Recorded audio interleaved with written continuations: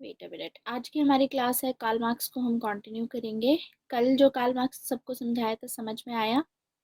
Any doubt?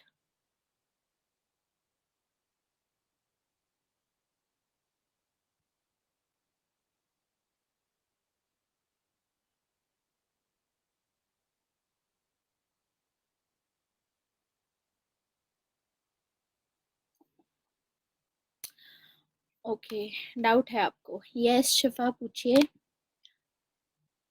तो आज Karl Marx हम खत्म करेंगे। ठीक है, दूसरी क्लास भी है हमारी, बाकी जो बचेगा हमारा उसमें रहेगा डाउट क्लियरिंग सेशन। कल की क्लास रहेगी तो उसको कंटिन्यू करेंगे। वैसे मुझे नहीं लगता कल डाउट क्लियरिंग सेशन है। कल हम ग्रामशी और हैना अरेंट कवर करेंगे, if I am not wrong. What is the difference between young marks and mature marks? How does action come first? Okay, ठीक है, बताती हूँ। पहले पीडीएफ अपलोड कर लें, उसके बाद शुरू करते हैं। Paper 1 section A and Karl Marx. कल वाली क्लास की रिवीजन, ठीक है, ये भी करते हैं। टाइम हमारे पास कम है, कार्ल मार्क्स हमको कंप्लीट करना है, तो will try to understand the concepts. तो सबसे पहले कार्ल मार्क्स हमने शुरू किया। टाइमलाइन ये है कार्ल मार्क्स की। हमने देखा कि जो कार्ल मार्क्स है ये क्रिटिक हैं किसके? कैपिटलिज्म को क्रिटिसाइज करते हैं। ये कैपिटलिज्म को क्रिटिसाइज करते हैं क्योंकि ये इनह्यूमन था। इसको इनह्यूमन बोलते हैं क्योंकि एक्सप्लॉइटेशन किया जा रहा था, दैट्स वाई। ठीक है, तो ये कंसर्न है कि जो गरीब लोग हैं उनका बहुत एक्सप्लॉइटेशन किया जा रहा है, अमीर लोग उनका एक्सप्लॉइटेशन करते हैं। इसीलिए कार्ल मार्क्स अपनी थ्योरीज देंगे, और अपनी थ्योरी को हिज थ्योरी इज प्रैक्सिस, मतलब अपनी थ्योरी जो दी इन्होंने उसके बेसिस पे सोल्यूशन भी दिया। एक्शन लेने की बात की कि एक्शन लेना चाहिए। एक्शन क्या होगा? वॉलेंट रेवोल्यूशन होगा। ठीक है, तो उसमें प्रॉपर अंडरस्टैंडिंग होगी तभी चीज़ें बेहतर बनेंगी। तो हम देखते हैं कि कैपिटलिज्म क्या था, हमने देखा सोशलिज्म क्या था और कम्युनिज्म क्या था। ठीक है, तो बाद में फिर मैंने आपको बताया कि कार्ल मार्क्स ने बोला कि वॉयलेंस के बिना चेंज नहीं ला पाएंगे, क्योंकि पहले भी अर्ली सोशलिस्ट थे वो जिन्होंने चेंज लाने की बात की, लेकिन वो भी चेंज नहीं ला पाएंगे। क्यों? क्योंकि उनके जो मेथड्स थे वो पीसफुल मेथड थे, और पीसफुल मेथड्स ज़्यादा फायदा नहीं करेंगे। एंड वॉयलेंस के बिना कोई भी चीज़, कोई नया चेंज आता है, चेंज के लिए वॉयलेंस होना बहुत ज़रूरी है। Violence is the mid wife of change, ऐसा बोला इन्होंने कि जब तक खून नहीं बहाओगे तब तक कोई नई चीज का जन्म नहीं होगा। तो यानी वॉयलेंस तो जरूरी है। ठीक है, तो इसीलिए हम देखते हैं कि एक है यंग मार्क्स और एक है मेच्योर मार्क्स। मतलब मार्क्स ही हैं, लेकिन जब वो यंग थे तो वो एज अ फिलोसोफर एक्ट करते थे। मतलब सोचते थे कि दुनिया में क्या हो रहा है, लोगों का लोगों के साथ में क्या हो रहा है। तो यंग मार्क्स का जो मेन काम है वो एलियनेशन से डील करता है। एलियनेशन से डील करने का मतलब, एलियनेशन का मतलब होता है कि जो मैन होता है वो एलियनेट हो जाता है, सोसाइटी से दूर चला जाता है, अपने आप से दूर हो जाता है, खुश नहीं रहता, डिप्रेशन में आ जाता है। जो भी चीज, जो भी काम कर रहा है वो प्रोडक्टिविटी नहीं रहती मैन की। जैसे कि अगर अभी आप काम कर रहे हो, ठीक है, आपने कोई पेंटिंग बनाई, स्टार्टिंग से लेकर के एंड तक बहुत ही ब्यूटीफुल पेंटिंग बनाई, और फिर आपने उसको एग्जीबिशन पे लगाया तो आपको बहुत सेटिस्फेक्शन होगी। लेकिन यहाँ पर क्या होता है, मान लो कि आपने क्या किया, आपने जो भी प्रोडक्ट बनाया, ठीक है, जैसे सपोज आपने कोई कार बनाई है, ठीक है, आपने नहीं बनाई है वो कार, बट आप कार का बस एक कंपोनेंट बना रहे हो। आप एक बस कंपोनेंट बना रहे हो, आपको ये नहीं पता है कि मतलब ऑब्वियसली जो वर्कर्स होते हैं उनको बस इतना पता होता है इस कंपोनेंट में, जैसे कुछ वर्कर्स इस कंपोनेंट को बनाने के लिए भी फर्दर डिविजन्स होती हैं। ठीक है, तो वो इस डिवीजन में काम करता है, तो उनको ये भी नहीं पता होता कि उनका फाइनल प्रोडक्ट क्या होगा।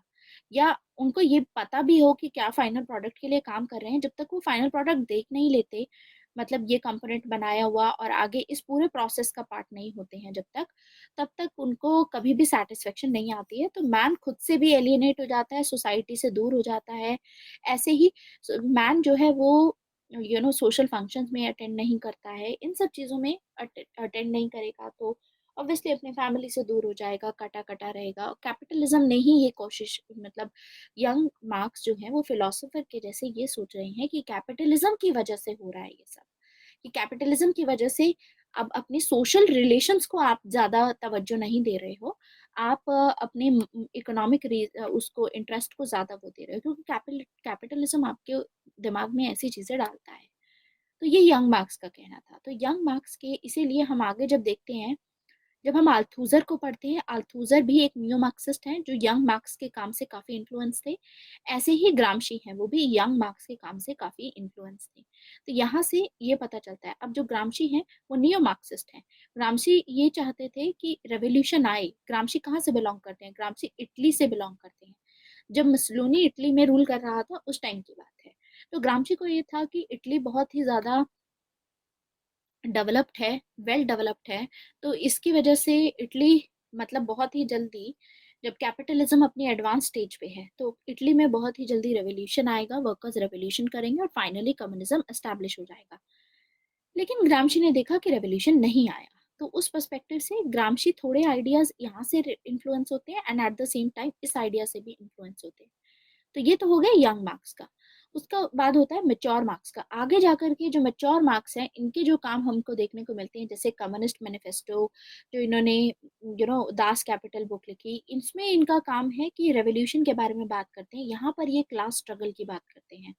यहाँ पर बात करते हैं कि क्लासेस में पोलराइजेशन होता है, क्लास स्ट्रगल होता है आपस में इन दोनों ही क्लासेस का। एंड फर्दर फिर क्या होता है कि जो कैपिटलिस्ट क्लास होती है एक्सप्लॉइट करती है, एंड कैपिटलिस्ट अपनी खुद की ही कब्र खोद लेते हैं। ये सभी आज हम पढ़ेंगे।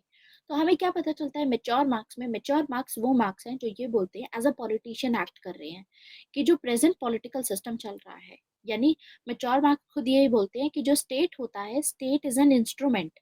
स्टेट एक ऐसे यंत्र की तरह काम करता है, इंस्ट्रूमेंट की तरह काम करता है उनके लिए। जो बुर्जुआजी क्लास है उनका ही काम सारा फुलफिल करता है। तो स्टेट को हम, अगर हम इस चीज को रोकना है, इस एक्सप्लॉयटेशन को रोकना है, तो हमको रेवोल्यूशन करना पड़ेगा। तो एज अ पॉलिटिशियन एक्ट कर रहे हैं कि हमको ये जो पॉलिटिकल सिस्टम जो भी है या जो इकोनॉमिक सिस्टम है, इसको अगर हम चेंज करेंगे तो हमारा चेंज हो जाएगा। ठीक है, तो यानी हम एक्सप्लॉयटेशन को रोक सकते हैं। तो मेच्योर मार्क्स एक पॉलिटिशियन की तरह एक्ट करते हैं, यंग मार्क्स एक फिलोसोफर की तरह एक्ट करते हैं जो ये सोचते हैं कि ह्यूमन के साथ में क्या हो रहा है, कि एलियनेट हो रहा है सभी चीजों से। ठीक है, डिप्रेशन में जा रहा है, फ्रीडम रियल नहीं है उनके पास में। ये सब चीजें हमें दोनों देखने को मिलती है। क्लियर? ये डाउट समझ में आया? अब आता है नेक्स्ट, जो शिवा पूछ रही थी। शिवा का कहना है कि एक्शन कैसे पहले आता है। देखो, इसमें इसको प्रूव करने के लिए इसको आज डिटेल में पढ़ेंगे। तो कार्ल मार्क्स ने दिया अपना first historical act of man. ये क्यों दिया था first historical act of man? ये दिया था हेगल को क्रिटिसाइज करने के लिए। हेगल कौन थे? हेगल जर्मनी के ऑफिशियल फिलोसोफर थे। हेगल का कहना था कि state is march of God on अर्थ। मतलब जो स्टेट है वो भगवान का ही रिप्रेजेंटेशन है, गॉड का ही 100% रिप्रेजेंटेशन है। यानी अगर आप गॉड को देखते हो, आप स्टेट को देखोगे तो वो गॉड ही है। यानी जिसे हम गॉड की बात मानते हैं, भगवान ने हमें जब कुछ बोला तो हम उसकी बात मानते हैं पूरी पूरी। ऐसे ही स्टेट की भी बात माननी चाहिए, ये कहना था हेगल का। तो हेगल इस तरीके की टीचिंग्स कर रहे थे। यानी स्टेट अगर कुछ भी कहेगा आपको, सारे सिटीजन्स को वो फॉलो करना पड़ेगा। तो कार्ल मार्क्स का कहना है कि देखो, स्टेट जो है वो तो बुर्जुआजी क्लास के लिए काम करता है। तो जो स्टेट आपको करने के लिए बोलेगा, वो स्टेट बुर्जुआजी क्लास के बेनिफिट के लिए करने के लिए बोल रहा है, स्टेट आपकी भलाई नहीं कर रहा है। ठीक है, तो ये जो आइडिया है, जो गॉड का आइडिया, गॉड एक आइडिया ही है। गॉड को किसी ने देखा नहीं है, तो गॉड मैटर तो नहीं है। तो गॉड क्या हुए फिर? आइडिया हुए गॉड। तो इसलिए गॉड भी एक आइडिया है, और आइडिया को ये मानते थे कि ये एक फॉल्स कॉन्शियसनेस है, ये हमारे दिमाग में एक इल्यूजन है, ये सच्चाई नहीं है। आइडिया जो भी चीज होती है वो सच्चाई नहीं होती है। इस वर्ल्ड में जो हो रहा है उसमें देखो। ठीक है, तो ये कहना था कि फॉल्स कॉन्शियसनेस है, और उसके बेसिस पे अब ये इसको क्रिटिसाइज करने के लिए अपना लाएंगे हिस्टोरिकल एक्ट ऑफ मैन, जिसमें ये बोलेंगे कि देखो, पहला एक्ट इंसान ने क्या किया। अब आप खुद सोचो, आप अर्ली मैन हो। ठीक है, अभी ये मत सोचो कि आप सोच रहे हो, रैशनल मैन नहीं हो अभी आप, रैशनैलिटी तो अब आई है, रैशनल के हिसाब से मत सोचो। आप अर्ली मैन हो, ठीक है। अब आप इस वर्ल्ड में आए हो, तो आप खुद सोचो कि आपके लिए क्या इंपॉर्टेंट रहेगा। सर्वाइवल सभी के लिए इंपॉर्टेंट होता है, आज के टाइम पे रैशनैलिटी पे इतना ध्यान इसलिए हो रहा है क्योंकि जो बेसिक एलिमेंट्स हैं, जो बेसिक सर्वाइवल वाले एलिमेंट्स होते हैं, वो सभी ने फुलफिल किए हुए हैं। अब जैसे पुअर क्लास को देखो, जो लोग बहुत गरीब होते हैं, जो बीपीएल कैटेगरी के लोग होते हैं, उन लोगों के लिए उनकी बेसिक नीड्स ही पूरी नहीं होती हैं। इसीलिए ऐसे लोग कभी भी स्टेट के अफेयर्स में पार्टिसिपेट नहीं करेंगे, थिंकिंग नहीं करते हैं ऐसे लोग। आया समझ? जिन लोगों की बेसिक नेसेसिटीज ही फुलफिल नहीं हुई हैं, वो लोग सोचेंगे कैसे? उनको तो अपना इससे मतलब होगा, तो वो काम पे जाएंगे और अपना काम करेंगे, रोटी कमाएंगे और उसके बाद पैसा कमा करके अपनी रोटी खरीदेंगे, खाएंगे। ठीक है, उनके लिए रोटी कपड़ा और मकान is the main basic element. Yes, this is all about historical materialism, ये उसी के अंडर में हम पढ़ रहे हैं अभी फिलहाल। तो यहाँ पर जब अर्ली मैन की बात की गई, तो अर्ली मैन के केस में ये बोला गया कि वहां पर मैन जो था उसकी बेसिक नीड्स ही पूरी नहीं हो रही थी, खाने पीने की और मतलब शेल्टर की। तो अर्ली मैन क्या किया करता था? अर्ली मैन नोमैडिक लाइफ जिया करता था। ठीक है, नोमैडिक लाइफ, इधर से उधर घूमते होते थे वो, अपने खाने की तलाश में, पानी की तलाश में, शेल्टर की तलाश में। ठीक है, तो ऐसे घूमते होते थे, खाने की तलाश में तो उनको घूमना पड़ेगा। तो यानी पहला जो एक्ट मैन का था, वो पहला एक्ट थिंकिंग नहीं थी। वो ये थोड़ी ना सोचेगा क्या खाऊं, वो ये, उसको ये बस ये कंसर्न है कि सर्वाइवल क्या है, मतलब मेरा सर्वाइवल है, मुझे जीना है। उसको भूख लग रही थी, तो without even thinking he will start searching. तो वो प्रोडक्टिव काम करने लगेगा। प्रोडक्टिव काम इज एक्शन करने लगेगा, प्रोडक्टिव एक्शन लेगा, एक सर्च करने लगेगा कुछ खाने के लिए। ये थोड़ी ना सोचेगा क्या खाऊं क्या नहीं खाऊं, जो मिला आपको वही तो खाना पड़ेगा। आपके पास में आज चॉइसेस हैं कि आप सोच करके कुछ खा सकते हो, लेकिन जब आपको भूख लगती है, हम क्यों बोलते हैं, जैसे मान लो आपने एक दो दिन से कुछ नहीं खाया, तो आपको उस टाइम पे सूखी रोटी भी मिलेगी तो वो भी आपको टेस्टी लगेगी। जिस चीज को खाने के लिए आप इतने नखरे करते हो, सपोज देर आर, अभी भी ऐसा ही है, even personally I am like that, कि जब भी ऐसा होता है कि कोई घटिया सब्जी बनती है, या मतलब ऐसा घटिया नहीं होती है, बट द पॉइंट इज कि हमारे टेस्ट के अकॉर्डिंग नहीं होती है, तो हम उसको नहीं खाते। लेकिन अगर हम कुछ खाने के लिए नहीं है, मॉम घर पे नहीं है, तो जो पड़ा होता है, you actually eat it without even thinking that you eat it. ठीक है, तो एक्शन आप लेते हो।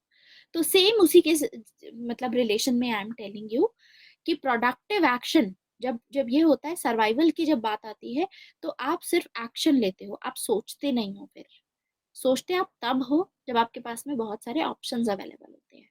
तो पॉइंट इज कि मैन का जो पहली चीज थी वो एक्शन थी। यानी एक्शन मैटर करता है, आइडिया मैटर नहीं करता। यानी ये जो भगवान के बेसिस पे आपको बताया जा रहा है, आपको डराया जा रहा है, ये मैटर नहीं करता। मैटर ये चीज करती है इस वर्ल्ड में, एक्शन मैटर करता है कि आप क्या कर रहे हो। और एक्शन अगर आप देखोगे, तो दूसरे क्या एक्शन ले रहे हैं आपके प्रति, वो आपको एक्सप्लॉइट कर रहे हैं। तो आपको ये रियलाइज करना होगा कि आपका एक्सप्लॉइटेशन हो रहा है। This is what he says. अब समझ में आया इसका मतलब? अभी इसको फर्दर हम डिस्कस करेंगे, लेकिन इससे ज्यादा अभी हमको डिस्कस करना है कि ये क्या बोलते हैं, कार्ल मार्क्स क्या बोलते हैं। ठीक है, उससे पहले हेगल क्या बोलते हैं वो डिस्कस करेंगे। लेकिन ये आइडिया, क्योंकि कल मैंने आपको for the purpose of understanding बताया था, इसीलिए you guys have been asking me on that. ठीक है, क्लियर? Any doubt? ओके, और कोई डाउट है आपका? कल जो बताया वो समझ नहीं आया?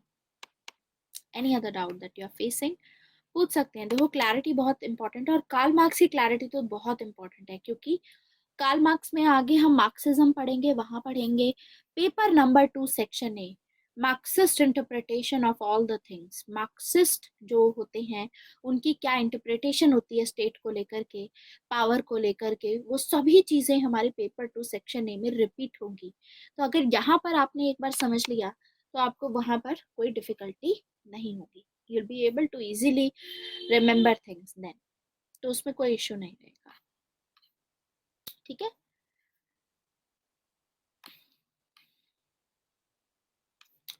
तो चलिए कवर करते हैं।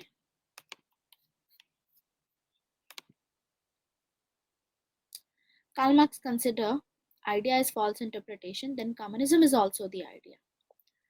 देखो, ये बोलते हैं idea is a false interpretation. लेकिन बहुत सारे ऐसे स्कॉलर्स हैं जो ये बोलते हैं कार्ल मार्क्स के काम को कि कार्ल मार्क्स, अभी ये डिबेट पे मैं आना बाद में बताती हूँ आपको, ठीक है, लेकिन ठीक है मैं अभी बता देती हूँ बिकॉज आपकी क्यूरियोसिटी फिर एंड नहीं होगी। कार्ल मार्क्स को स्कॉलर्स ये बोलते हैं कि कार्ल मार्क्स खुद भी जानते थे कि जो इनका यूटोपिया है, जो इनका कम्युनिज्म का आइडिया है, वो यूटोपिया है। एक्चुअली में ये कभी रियलिटी में एग्जिस्ट नहीं करेगा। कुछ स्कॉलर्स ऐसा बोलते हैं कि कार्ल मार्क्स खुद मानते थे कि ये नहीं हो पाएगा, लेकिन फिर भी उन्होंने कम्युनिज्म की थ्योरी क्यों दी? ताकि जो कैपिटलिज्म है इतना एक्सप्लॉइट कर रहा था, कैपिटलिज्म को एक चैलेंज मिले कि अगर हमने इसमें कोई सुधार नहीं लाया तो आगे जाकर के वर्कर्स रेवोल्यूशन कर सकते हैं। ऐसा आइडिया अब इनको दे दिया कार्ल मार्क्स ने। इसी के चलते आगे जाकर के हम देखेंगे कि जो पहले लिबरलिज्म आएगा, आगे जाकर के वेलफेयर स्टेट का कॉन्सेप्ट डाला जाएगा। वेलफेयर स्टेट का कॉन्सेप्ट मैंने आपको बताया था। वेलफेयर स्टेट का कॉन्सेप्ट क्या होता है? जिसमें स्टेट काम करने लग जाएगा अब मार्जिनलाइज सेक्शन के लिए। ये यहीं से आया है, ठीक है। तो उनको लगता था कि कार्ल मार्क्स खुद ही जानते थे कि ये यूटोपिया है, कि ये कभी पॉसिबल नहीं है, लेकिन उनका पर्पस फिर भी उन्होंने कम्युनिज्म की अपनी थ्योरी दी। रीजन ये था ताकि वो डरा सके कैपिटलिस्ट को। ये इनका रियल पर्पस था, ताकि कैपिटलिज्म डर जाए और ये जो भी इनके अंदर जो भी गलत जो भी इनकी इंटरप्रिटेशन हैं या जो भी गलत एक्सप्लॉयटेशन कर रहे हैं ये लोगों का, वो रोक सके। दिस इज व्हाट दे। लेकिन फिर दूसरे जो आजकल जो मार्क्सिस्ट हैं, इसीलिए वो स्कॉलर्स बोलते हैं कि जो अपने आप को आज मार्क्सिस्ट बोलते हैं वही कार्ल मार्क्स को ढंग से इंटरप्रेट नहीं कर पाए। वही ढंग से इंटरप्रेट नहीं कर पाए। क्यों इंटरप्रेट नहीं कर पाए ढंग से? क्योंकि वो खुद जानते थे, मतलब ये लोग आज भी रेवोल्यूशन की बात करते हैं, ठीक है, और जबकि आप रियलिटी में देखोगे कि ये एग्जिस्ट ही नहीं कर सकता प्रैक्टिकली। दैट्स व्हाई अब बहुत बार क्वेश्चन पूछा जा रहा है, बार बार। कल भी मैंने आपको बताया था कि कार्ल मार्क्स को, आप लोगों ने शायद कल का क्लास देखा नहीं है, वहां पर बताया था मैंने आपको कि कार्ल मार्क्स को ऐसा क्यों बोला जाता है कि he is the god who has failed. Reason है इसका कि आगे जाकर के यूएसएसआर डिसइंटीग्रेट होगा 1990s में। आगे जाकर के जो कम्युनिज्म है वो कलैप्स हो जाएगा। मतलब अगर कार्ल मार्क्स सही होते, ठीक है, अगर कार्ल मार्क्स सही होते, अगर भगवान की तरह बोल रहे हैं, तो कम्युनिज्म कभी फेल ना होता। लेकिन यहाँ तो कम्युनिज्म फेल हो गया ना, यूएसएसआर में आया और कोलैप्स हो गया। ईस्टर्न यूरोपियन कंट्रीज में भी कोलैप्स हो गया। तो उस कोलैप्स होने की वजह से ही उनको बोला जाता है कि इनकी जो प्रोडिक्शंस थी वो सही नहीं थी। क्योंकि इनकी प्रोडिक्शंस ये बोलती थी, कार्ल मार्क्स बोलते थे कि जब कम्युनिज्म आएगा तब सभी के पास में परफेक्ट फ्रीडम होगा, परफेक्ट हैप्पीनेस होगी, सब खुश रहेंगे, सबके पास में फ्रीडम होगा, तो कोई वापस क्यों जाना चाहेगा दूसरे स्टेज में? That's why. समझ में आया? This is the reason he is called as the god who has failed. Any other doubt? How did he fail in his theory? He did not fail in his theory. उनकी theory जिन्होंने implement करी है आप उनको blame करोगे। किन्होंने implement करी इनकी theory? Lenin ने इम्प्लीमेंट करी। और किसने इम्प्लीमेंट की? माओ जुदांग ने चाइना में इम्प्लीमेंट की। लेनिन ने यूएसएसआर में इम्प्लीमेंट की है, ठीक है, इन लोगों ने इम्प्लीमेंट की है। तो Lenin was responsible for this failure. क्योंकि लेनिन जो थे, इन्होंने क्या किया, ये पहले ऐसे इंसान थे जिन्होंने इन प्रैक्टिस, इन रियलिटी, क्योंकि कार्ल मार्क्स ने सारी बात सिर्फ किताबों में कही, कोई रियलिटी में नहीं कही, ठीक है, उन्होंने किताबों में कही। इसको प्रैक्टिकल उसमें इम्प्लीमेंट करने का काम किसने किया? लेनिन ने किया। लेकिन लेनिन ने, ये फेल क्यों हुआ, इनकी थ्योरी क्यों फेल हुई कार्ल मार्क्स की? रीजन ये है कि जो थ्योरीज में लिखा गया था एज इट इज वो चीजें इंप्लीमेंट नहीं की गई। लेनिन ने मॉडिफाई किया। लेनिन ने इन्होंने तो बोला था कि तब आएगा, अभी अभी हमने पढ़ा नहीं है लेकिन आप लोग ऐसे क्वेश्चन पूछ रहे हैं तो इट्स ओके, ठीक है। कैसे आते हैं क्वेश्चंस कार्ल मार्क्स पे? Okay wait a minute, let me tell you exactly कि कौन कौन से क्वेश्चंस आए हैं कार्ल मार्क्स पे। It's my tab.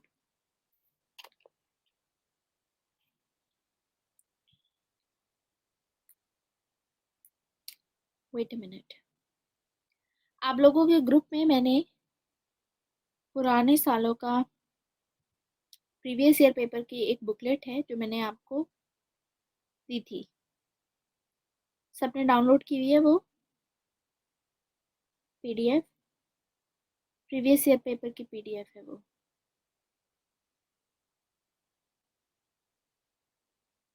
I think I have downloaded in my phone. Wait a minute.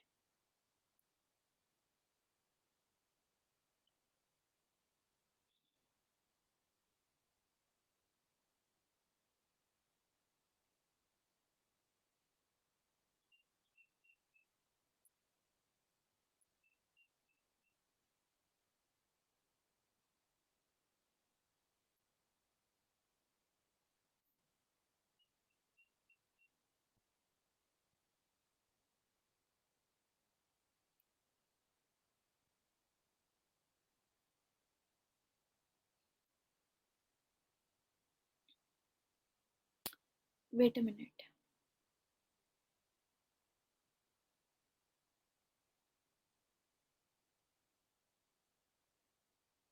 Hmm.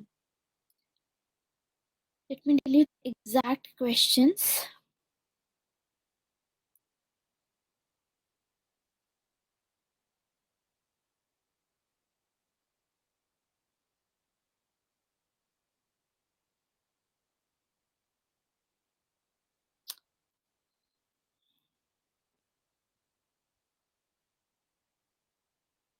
Hmm.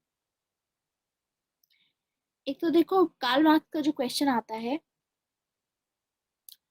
ये आता है इसके साथ में रिलेट करके भी आता है, जो मार्क्सिज्म की आइडियोलॉजी है, क्योंकि मोस्ट ऑफ द थिंग्स हम आपस में कनेक्ट करके पढ़ते हैं इसको।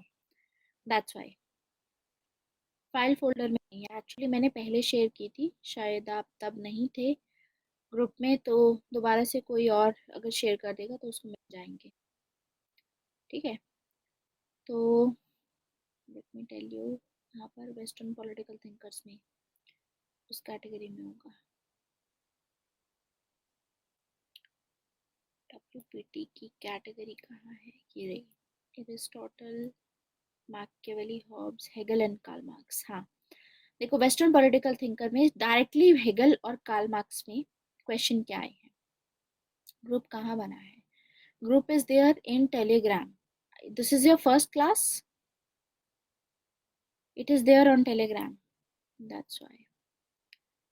मैंने पिछली कुछ क्लासेस में लिंक शेयर किया है, तो आप वहां से उस पर क्लिक करोगे तो आप ऐड हो जाओगे। ओके, सबसे पहला क्वेश्चन है कार्ल मार्क्स पे। जैसे कि क्वेश्चन पूछा गया है डायरेक्ट, ये जो स्टेटमेंट मैंने आपको बताई थी, state is the March of God on earth, ये डायरेक्ट क्वेश्चन 20 मार्क्स में पूछा गया है इन 2000, इन द ईयर 2000 यूपीएससी ने ये क्वेश्चन पूछा था। ठीक है, डायरेक्टली हेगल की स्टेटमेंट पूछ ली। ऐसे ही मार्क्स में, मार्क्स का जो एलियनेशन का कॉन्सेप्ट मैंने अभी आपको बताया, वो क्वेश्चन पूछा गया है 15 मार्क्स में, 2016 में पूछा गया है। देन उसके बाद क्वेश्चन आया है all human history is a process whereby ideas objectify themselves in material reality। Hegel का जो डायलेक्टिकल आइडियलिज्म है, हेगल का आता है, ठीक है, उसके ऊपर क्वेश्चन आया है। हेगल ने दिया है डायलेक्टिकल आइडियलिज्म दिया है। जैसे कार्ल मार्क्स का ये डायलेक्टिकल मटेरियलिज्म आपको दिख रहा है यहाँ पर, दिस इज डायलेक्टिकल मटेरियलिज्म, ऐसे ही डायलेक्टिकल आइडियलिज्म है। तो डायलेक्टिकल आइडियलिज्म उन्होंने दिया था, जिसको काट करके कार्ल मार्क्स उसको अपोज करेंगे और उसकी जगह पे कार्ल मार्क्स देंगे डायलेक्टिकल मटेरियलिज्म। ठीक है, दूसरा एक क्वेश्चन है कि contradiction is the very moving principle of the world, ये भी हेगल का क्वेश्चन आया है। तो हेगल और कार्ल मार्क्स पे क्वेश्चन बनते हैं। एक क्वेश्चन है, it is not the consciousness of man that determines their being but on the contrary their social being that determines their consciousness. Consciousness पे है, ट्रू कॉन्शियसनेस क्या होती है, ये उसकी स्टेटमेंट है कार्ल मार्क्स की। अभी हम पढ़ेंगे इसको भी आगे। तो एक तो ये है। आज की हमारी दूसरी क्लास कार्ल मार्क्स वाली ही है ना, if I am not wrong, कि ग्रामशी है। और second class is also Karl Marx ना, हाँ फिर ठीक है, क्योंकि देन मैं आई वाज इन स्ट्रेस, मुझे लगा कि चलो सही है ये।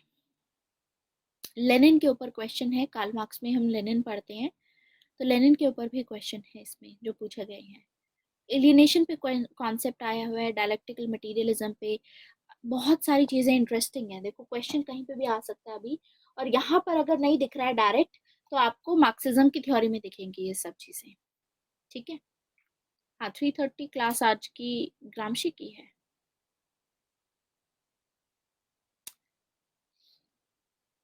इट इज ग्रामशी तो प्रॉब्लम होने वाली है, क्योंकि कार्ल मार्क्स का टॉपिक बहुत बड़ा है। मुझे लगा था मैंने 3 क्लासेस बनाई हैं आपकी कार्ल मार्क्स की। चलो देखते हैं, इसको कंप्लीट करते हैं। कार्ल मार्क्स ही पढ़ा दूंगी मैं आपको, क्योंकि ग्रामशी बहुत छोटा टॉपिक है। एक बार कार्ल मार्क्स समझ में आ गया तो ग्रामशी का तो बस एक ही टॉपिक है, वो है हेजीमनी का टॉपिक। और एक इसी में हेजीमनी में ग्रामशी इंटेलेक्चुअल्स की बात करते हैं। बस ये 2 टॉपिक है। तो ग्रामशी का टॉपिक में अगली क्लास में देख लेंगे, हम एक्सटेंड कर देंगे सेशन अगर जरूरत पड़ेगी तो। नहीं तो फिर हम हैना अरेंट की कल क्लासेस हैं। हैना अरेंट की मैंने आपको 2 क्लासेस दी हुई हैं, और हैना अरेंट एक क्लास में हो सकता है, तो अकॉर्डिंगली देख लेंगे। ठीक है, कॉन्टिन्यूएशन हो जाएगा, नो इश्यूज। फिर बीच में डाउट क्लियरिंग सेशन भी होगा, तो उसमें हो जाएगा। तो शुरू करते हैं। अभी प्रिंसिपल ऑफ मार्क्सिज्म हम शुरू कर रहे थे, ठीक है। तो प्रिंसिपल ऑफ मार्क्सिज्म बताते हैं। मार्क्सिज्म मैंने आपको बताया था कि मार्क्सिज्म ऐसी पॉलिटिकल डॉक्ट्राइन है जिसका एम है कि हमको कैपिटलिज्म को हटाना है। ठीक है, we have to get rid of capitalism. Violence means, मतलब वायलेंस यूज करके, हिंसा यूज करके हमें कैपिटलिज्म को हटाना है, क्योंकि हिंसा के बिना नहीं हो सकता, वायलेंस के बिना नहीं हो सकता। तो मार्क्सिज्म की अपनी जो ये डॉक्ट्राइन थी, इसको साइंटिफिक मानते थे, इनके फॉलोअर्स इनको गॉड मानते थे। लेकिन कार्ल मार्क्स को बोला जाता है ही is the God that has failed. वो क्यों है वो मैंने बता दिया। तो एक एक करके हमें ये कवर करना है। आज का जो हमारा रहेगा, उसमें हम कवर करेंगे हिस्टोरिकल मटेरियलिज्म, डायलेक्टिकल मटेरियलिज्म समझेंगे, कार्ल मार्क्स ने दिया है ये कॉन्सेप्ट। कॉन्सेप्ट ऑफ क्लास समझेंगे। क्लास आपको पता ही है वैसे, कि एक हैव क्लास होती है, एक हैव नॉट क्लास होती है, एक बुर्जुआजी क्लास होती है, या फिर एक प्रॉपर्टी क्लास होती है, प्रोलेटेरिएट होती है। कल बताया था आपको। क्लास स्ट्रगल होगा इनके बीच में, ये वही सेम चीज जो मैं आपको कल बता चुकी हूँ, क्लास स्ट्रगल। बाकी है एनालिसिस ऑफ कैपिटलिज्म। एनालिसिस में आता है कि कैपिटलिज्म काम कैसे करता है, वो मैंने आपको बताया। लेकिन इसमें साथ में ये भी देखना है कि अपने लिए ही खुद ही खड्डा क्यों खोद खोद लेते हैं जो कैपिटलिस्ट होते हैं, ये देखेंगे। वेजेस का कॉन्सेप्ट भी मैंने आपको कल बता दिया था, कि जो वेजेस होते हैं, जो सैलरी होती है, वो कैसे डिसाइड की जाती है। ऐसे डिसाइड की जाती है कि सामने वाला बंदा अगले दिन वापस आए, है ना। क्योंकि अगर वो, उसको आपने ज्यादा सैलरी दे दी तो वो अगले दिन नहीं आएगा, छुट्टी कर लेगा, तो हमारा तो चला गया ना, गैप ना करे। एग्जैक्टली। तो सोशलिज्म मैंने आपको बताया था थोड़ा बहुत। तो इसमें हिस्ट्री समझेंगे हम, हिस्टोरिकल मटेरियलिज्म समझेंगे। तो कार्ल मार्क्स ने अपनी थ्योरी ऑफ हिस्ट्री दी है। ये theory of history actually Karl Marx ने नहीं दी थी, ये दी थी हेगल ने। लेकिन ये हेगल की थ्योरी ऑफ हिस्ट्री को क्रिटिसाइज करने के लिए अपनी थ्योरी ऑफ हिस्ट्री देंगे। तो ये इंपॉर्टेंट है हमारे लिए। इसमें ये हिस्टोरिकल एक्ट देंगे, इसी में देंगे, ये हिस्टोरिकल मटीरियलिज्म में देते हैं ये हिस्टोरिकल एक्ट। अब आता है कम्युनिज्म। फिर कम्युनिज्म की बात करते हैं कि कम्युनिज्म कैसा होगा। और फिर आएगा एलियनेशन का कॉन्सेप्ट। मतलब ये सभी चीजें हमको कवर करनी है। ठीक है, एक एक करके कवर करेंगे। लेकिन कार्ल मार्क्स पे किस किस का इन्फ्लुएंस पड़ा। सबसे पहले तो इनका इन्फ्लुएंस पड़ा फ्रेंच रेवोल्यूशन पे। कैसे? फ्रेंच रेवोल्यूशन के टाइम पे सोशलिस्ट थे, जिनको हमने बोला कि ये लोग अर्ली सोशलिस्ट थे। अर्ली सोशलिस्ट जैसे मॉडरेट्स थे, जो कि पीसफुल मेथड्स के थ्रू चेंज लाने की कोशिश कर रहे थे। लेकिन कार्ल मार्क्स ने बोला कि देखो आपका तो कुछ नहीं हो पाएगा, ठीक है, क्योंकि आप सोच रहे हो कि बुर्जुआजी क्लास करेगी, और बुर्जुआजी क्लास की कभी इंटेंशन होगी ही नहीं। क्योंकि उनका ऑब्जेक्टिव होता है प्रॉफिट मैक्सिमाइजेशन का, कि प्रॉफिट ज्यादा से ज्यादा कमाया जा सके। एक तो इससे इन्फ्लुएंस है। दूसरा है ये British School of Political Economy से इन्फ्लुएंस थे। Why British School of Political Economy? जो British School of Political Economy है, इसके जो स्कॉलर थे वो है एडम स्मिथ। और एडम स्मिथ को हम सभी जानते हैं कि he is the father of economics, बोलते हैं उनको। क्यों बोलते हैं फादर ऑफ इकोनॉमिक्स? क्योंकि ये पहले होंगे जो लोग जो फ्री मार्केट इकोनॉमी और इस सब की बात करेंगे। ठीक है, फ्री मार्केट इकोनॉमी की। ने देखा कि ये मर्सेंटाइलिज्म को प्रमोट नहीं करते। ये किसको प्रमोट करते थे?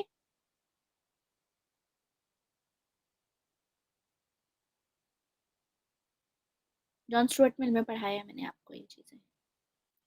कैपिटलिज्म को प्रमोट करते थे ये, इस चीज को प्रमोट, इंडस्ट्रियलाइजेशन को प्रमोट करते थे। इनका कहना था कि इंडस्ट्रियलाइजेशन फॉलो करो रादर देन मर्सेंटाइलिज्म, मर्चेंट की तरह इधर उधर मत ऐसे काम करो। तो इनका कहना था कि अगर हम इंडस्ट्रियलाइजेशन करेंगे, इनकी बुक है वेल्थ ऑफ नेशंस, तो उन्होंने बोला कि अगर हम इंडस्ट्रियलाइजेशन करते हैं, खुद का अपना मैन्युफैक्चरिंग हाउसेस खोलते हैं, तो इसके चलते हमें फायदा होगा। हम लोगों के पास में मैन्युफैक्चरिंग होगी तो प्रोडक्ट्स हम बनाएंगे, हम एक्सपोर्ट करेंगे उसको, तो प्रॉफिट मार्जिन हमारे पास ज़्यादा रहेगा। समझे, हमारे पास प्रॉफिट मार्जिन ज़्यादा रहता है तो हमारी ही कंट्री को फायदा होगा। तो एडम स्मिथ का ये कहना था, लेकिन कार्ल मार्क्स इसको क्रिटिसाइज करेंगे। कार्ल मार्क्स बोलेंगे एडम स्मिथ के बारे में कि देखो, सबसे पहले ये जिस वेल्थ की बात कर रहे हैं, ये जो वेल्थ होगी ये इंक्लूसिव नहीं होगी। इंक्लूसिव का क्या मतलब होता है? मतलब सभी को इक्वली सब में नहीं बटेगी ये वेल्थ की वजह से जो पैसा है वो सिर्फ कुछ लोगों के पास में वेल्थ आएगी, सिर्फ कुछ ही लोग बहुत अमीर बन जाएंगे, बाकी सब लोगों को फायदा नहीं होगा। इसीलिए वो इनसे इन्फ्लुएंस होकर के इनको क्रिटिसाइज करेंगे। तो इन्फ्लुएंस होने का मतलब ये नहीं है कि आप उनके आइडियाज से इंप्रेस हो गए और आप उनको फॉलो कर रहे हो। इन्फ्लुएंस होने का मतलब होता है सामने वाला अगर गलत बोल रहा है, उससे इन्फ्लुएंस होकर के आप उसको क्रिटिसाइज करने की बात करो। आया समझ? सो ऐसे ही एडम स्मिथ से इन्फ्लुएंस है ये। एट द सेम टाइम जो जर्मन फिलोसोफर है हेगल, हेगल की बात आ रही है, हेगल से इन्फ्लुएंस, और सबसे ज्यादा जो बड़ा क्रिटिसिज्म इन्होंने दिया है वो हेगल को लेकर के दिया है। हेगल को लेकर के दिया है कि जो हेगल है ये है जो कि जर्मनी में ऐसी चीजें फैला रहे थे कि देखो, क्योंकि ये खुद जर्मनी से बिलोंग करते हैं कार्ल मार्क्स। तो जर्मनी में हेगल का कहना था कि state is the March of God on अर्थ। तो एक एक करके हेगल को समझते हैं। हेगल कौन है? हेगल एक आइडियलिस्ट है। ये आइडियलिस्ट है हेगल। ऑफिशियल जर्मन फिलोसोफर थे। ऑफिशियली गवर्नमेंट ने, जो फिलोसोफर, मिसलूनी ने इनको फिलोसोफर बना रखा था, ताकि आप हमें बताइए हम क्या करें जिसके चलते लोग हमें मैक्सिमम हमारे जो भी हम लॉ बनाते हैं हमको फॉलो करें। तो ये वो फिलोसोफर थे हेगल। तो हेगल का कहना था state is march of God on earth, not Mussolini. इस केस में मुसलूनी तो इटली के केस में होंगे, sorry it was not Mussolini. So state is march of God on earth, ठीक है। State is march of God on earth बोलते थे Hegel. State is march of God on earth का क्या मतलब होता है? State is march of God on earth का मतलब होता है कि state is the 100% representation of God on earth. ये मतलब होता है इसका। State is the 100% representation of God on अर्थ। मतलब कि जो स्टेट है वो भगवान की 100% रिप्रेजेंटेशन है। मान लो आपने भगवान को देख लिया और आपने स्टेट को देख लिया, तो एक ही बराबर है, एक ही बात है इसमें, ठीक है। Both are the same things, that is what they used to say, ठीक है। तो state is march of God on earth. कैसे, किस बेसिस पे ये बोला? देखो, हेगल बोलते हैं कि गॉड ने पहले ह्यूमन बींग्स, पहले ह्यूमन बींग्स नहीं बनाए, पहले गॉड ने बनाए नॉन लिविंग थिंग्स। पहले गॉड ने बनाए नॉन लिविंग थिंग्स, उसके बाद गॉड ने बनाए लिविंग थिंग्स। सेम चीज जैसे आज हम बात करते हैं, साइंटिस्ट बोलते हैं ना, पहले अर्थ थी, आग का गोला थी, उसके बाद धीरे धीरे कूल डाउन हुआ, एटमॉस्फेयर हुआ, बादल बने, पानी आया, लाइफ शुरू हुई, ऐसे होता है। तो पहले नॉन लिविंग थिंग्स आई, उसके बाद लिविंग थिंग्स आई। तो उसमें हेगल बोलते हैं कि गॉड ने पहले फिजिकल वर्ल्ड बनाया, यानी पहले गॉड ने बनाई माउंटेन्स। पहले गॉड ने बनाई माउंटेन्स। इसमें गॉड का कितना रिप्रेजेंटेशन था? इसमें हम 10% गॉड को देख सकते हैं। मतलब पहाड़ को देखो तो आपको लगेगा कि गॉड को देख लिया आपने, 10% देखा है, लेकिन 100% नहीं देखा है। तो इसमें गॉड की 10% रिफ्लेक्शन है बस। फिर आगे आपको देखने को मिलेगा कि आगे गॉड ने इसके बाद बनाया, ट्रीज बनाए। तो ट्रीज में आपको ज्यादा रिफ्लेक्शन देखने को मिली गॉड की, यानी ट्रीज में 20% रिफ्लेक्शन देखने को मिलेगी गॉड की। आगे ट्रीज के बाद आए बर्ड्स, तो बर्ड्स में गॉड की 30% रिफ्लेक्शन देखने को मिली। आगे आई एनिमल्स, एनिमल्स में गॉड की हमें 50% रिफ्लेक्शन देखने को मिली। उसके बाद आता है मैन, क्योंकि मैन को हम क्या बोलते हैं एवोल्यूशन में कि बंदर से ही बना है, ठीक है, उसी का फर्दर एवोल्यूशन हुआ है। तो जो मैन है, फिर मैन आए, और मैन में और ज्यादा हमको देखने को मिलती है, यहाँ पर 60-65% हमको रिफ्लेक्शन देखने को मिलती है, ठीक है। उसके बाद सिविल सोसाइटी आई। सिविल सोसाइटी मतलब सोसाइटी बनी जिसमें से आपस में सभी मैन साथ में रहने लगे। तो ये गॉड का कितना रिफ्लेक्शन हो गया, ये 70-75% रिफ्लेक्शन हो गया सिविल सोसाइटी का। लेकिन फिर फाइनली आया स्टेट, और जो स्टेट है वो 100% रिफ्लेक्शन है गॉड का। यानी पूरे यूनिवर्स में जो भी चीजें आप देखते हो, planets, stars, trees, animals, any would और एनीथिंग, सभी चीजों में गॉड की कुछ ना कुछ रिफ्लेक्शन है। और उस रिफ्लेक्शन को देखने के लिए हमको रीजन की आवश्यकता होती है, रीजन हमारे लिए जरूरी होता है। तो हेगल का कहना है कि जो भी इस वर्ल्ड में हमें चीजें दिखती हैं भगवान की ही रिफ्लेक्शन है वो, और सबसे ज्यादा जो मैक्सिमम रिप्रेजेंटेशन है भगवान की वो हमें स्टेट में देखने को मिलती है। यानी स्टेट जो है भगवान की सबसे नियर आता है, भगवान के 100% रिप्रेजेंटेशन है। इसीलिए हमको स्टेट की पूजा करनी चाहिए। जैसे हम भगवान की पूजा करते हैं, हमको स्टेट की पूजा करनी चाहिए। जैसे हम भगवान का कहा हुआ कभी टाल नहीं सकते, हमें भगवान का डर लगता है, तो वैसे ही हमें स्टेट का भी डर लगना चाहिए, क्योंकि हमें स्टेट को भी फॉलो करना है। फिर हेगल ने बोला कि देखो, अब भगवान जो है, हमको कैसे पता चलेगा कि God is the creator of the world. जब भी हम इस वर्ल्ड में जो भी चीजें बनाई गई हैं उन चीजों को देखते हैं, तो हमारे दिमाग में एक ही क्वेश्चन आता है कि who is the creator, who is the creator. तो हमारे जो सोल है वहां से रीजन निकल के आता है कि कोई ऐसी शक्ति है जो ये चीज बना रही है, जिसने ये पूरा ब्रह्मांड रचा है। तो वो जो हमारे सोल में आती है, ये रीजन आता है, जो क्योंकि रीजन इज समथिंग जो हमारी सोल के अंदर होगा। और सोल के अंदर नॉलेज कहाँ से आती है, क्योंकि सोल तो आगे हेवन जाकर के आई है, रीबर्थ हुआ उसका। तो उसके पास में, जिन लोगों के पास में जो ज्यादा ज्ञानी है, उन लोगों के पास में रीजन होगा, उन लोगों के पास में ज्यादा नॉलेज होगी, और वो बोलेंगे कि भगवान है। समझ में आया? सो रीजन हमको ये बताता है कि गॉड इज द क्रिएटर। तो ये पूरा आइडिया में चल रहा है, आइडिया बता रहे हैं इसका। ये कहना था इनका। तो यानी ये आइडियलिस्ट है, जैसे प्लेटो आइडिया की बात करते थे, वैसे ही ये भी आइडिया की बात कर रहे हैं।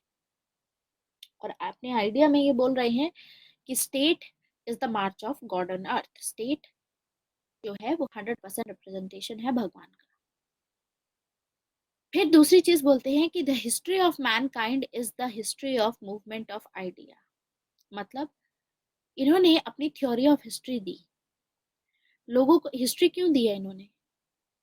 हिस्ट्री इनका देने का पर्पस ये था ताकि ये एस्टैब्लिश कर सके कि स्टेट की सुप्रीमेसी है। ये आइडियलिस्ट है ना, तो ये इमेजिनेशन से आइडिया लगा करके बताएंगे। तो ये बोलते हैं अपनी थ्योरी ऑफ हिस्ट्री में हेगल कि जो हिस्ट्री है is the movement of idea. मतलब हिस्ट्री कैसे बनती है?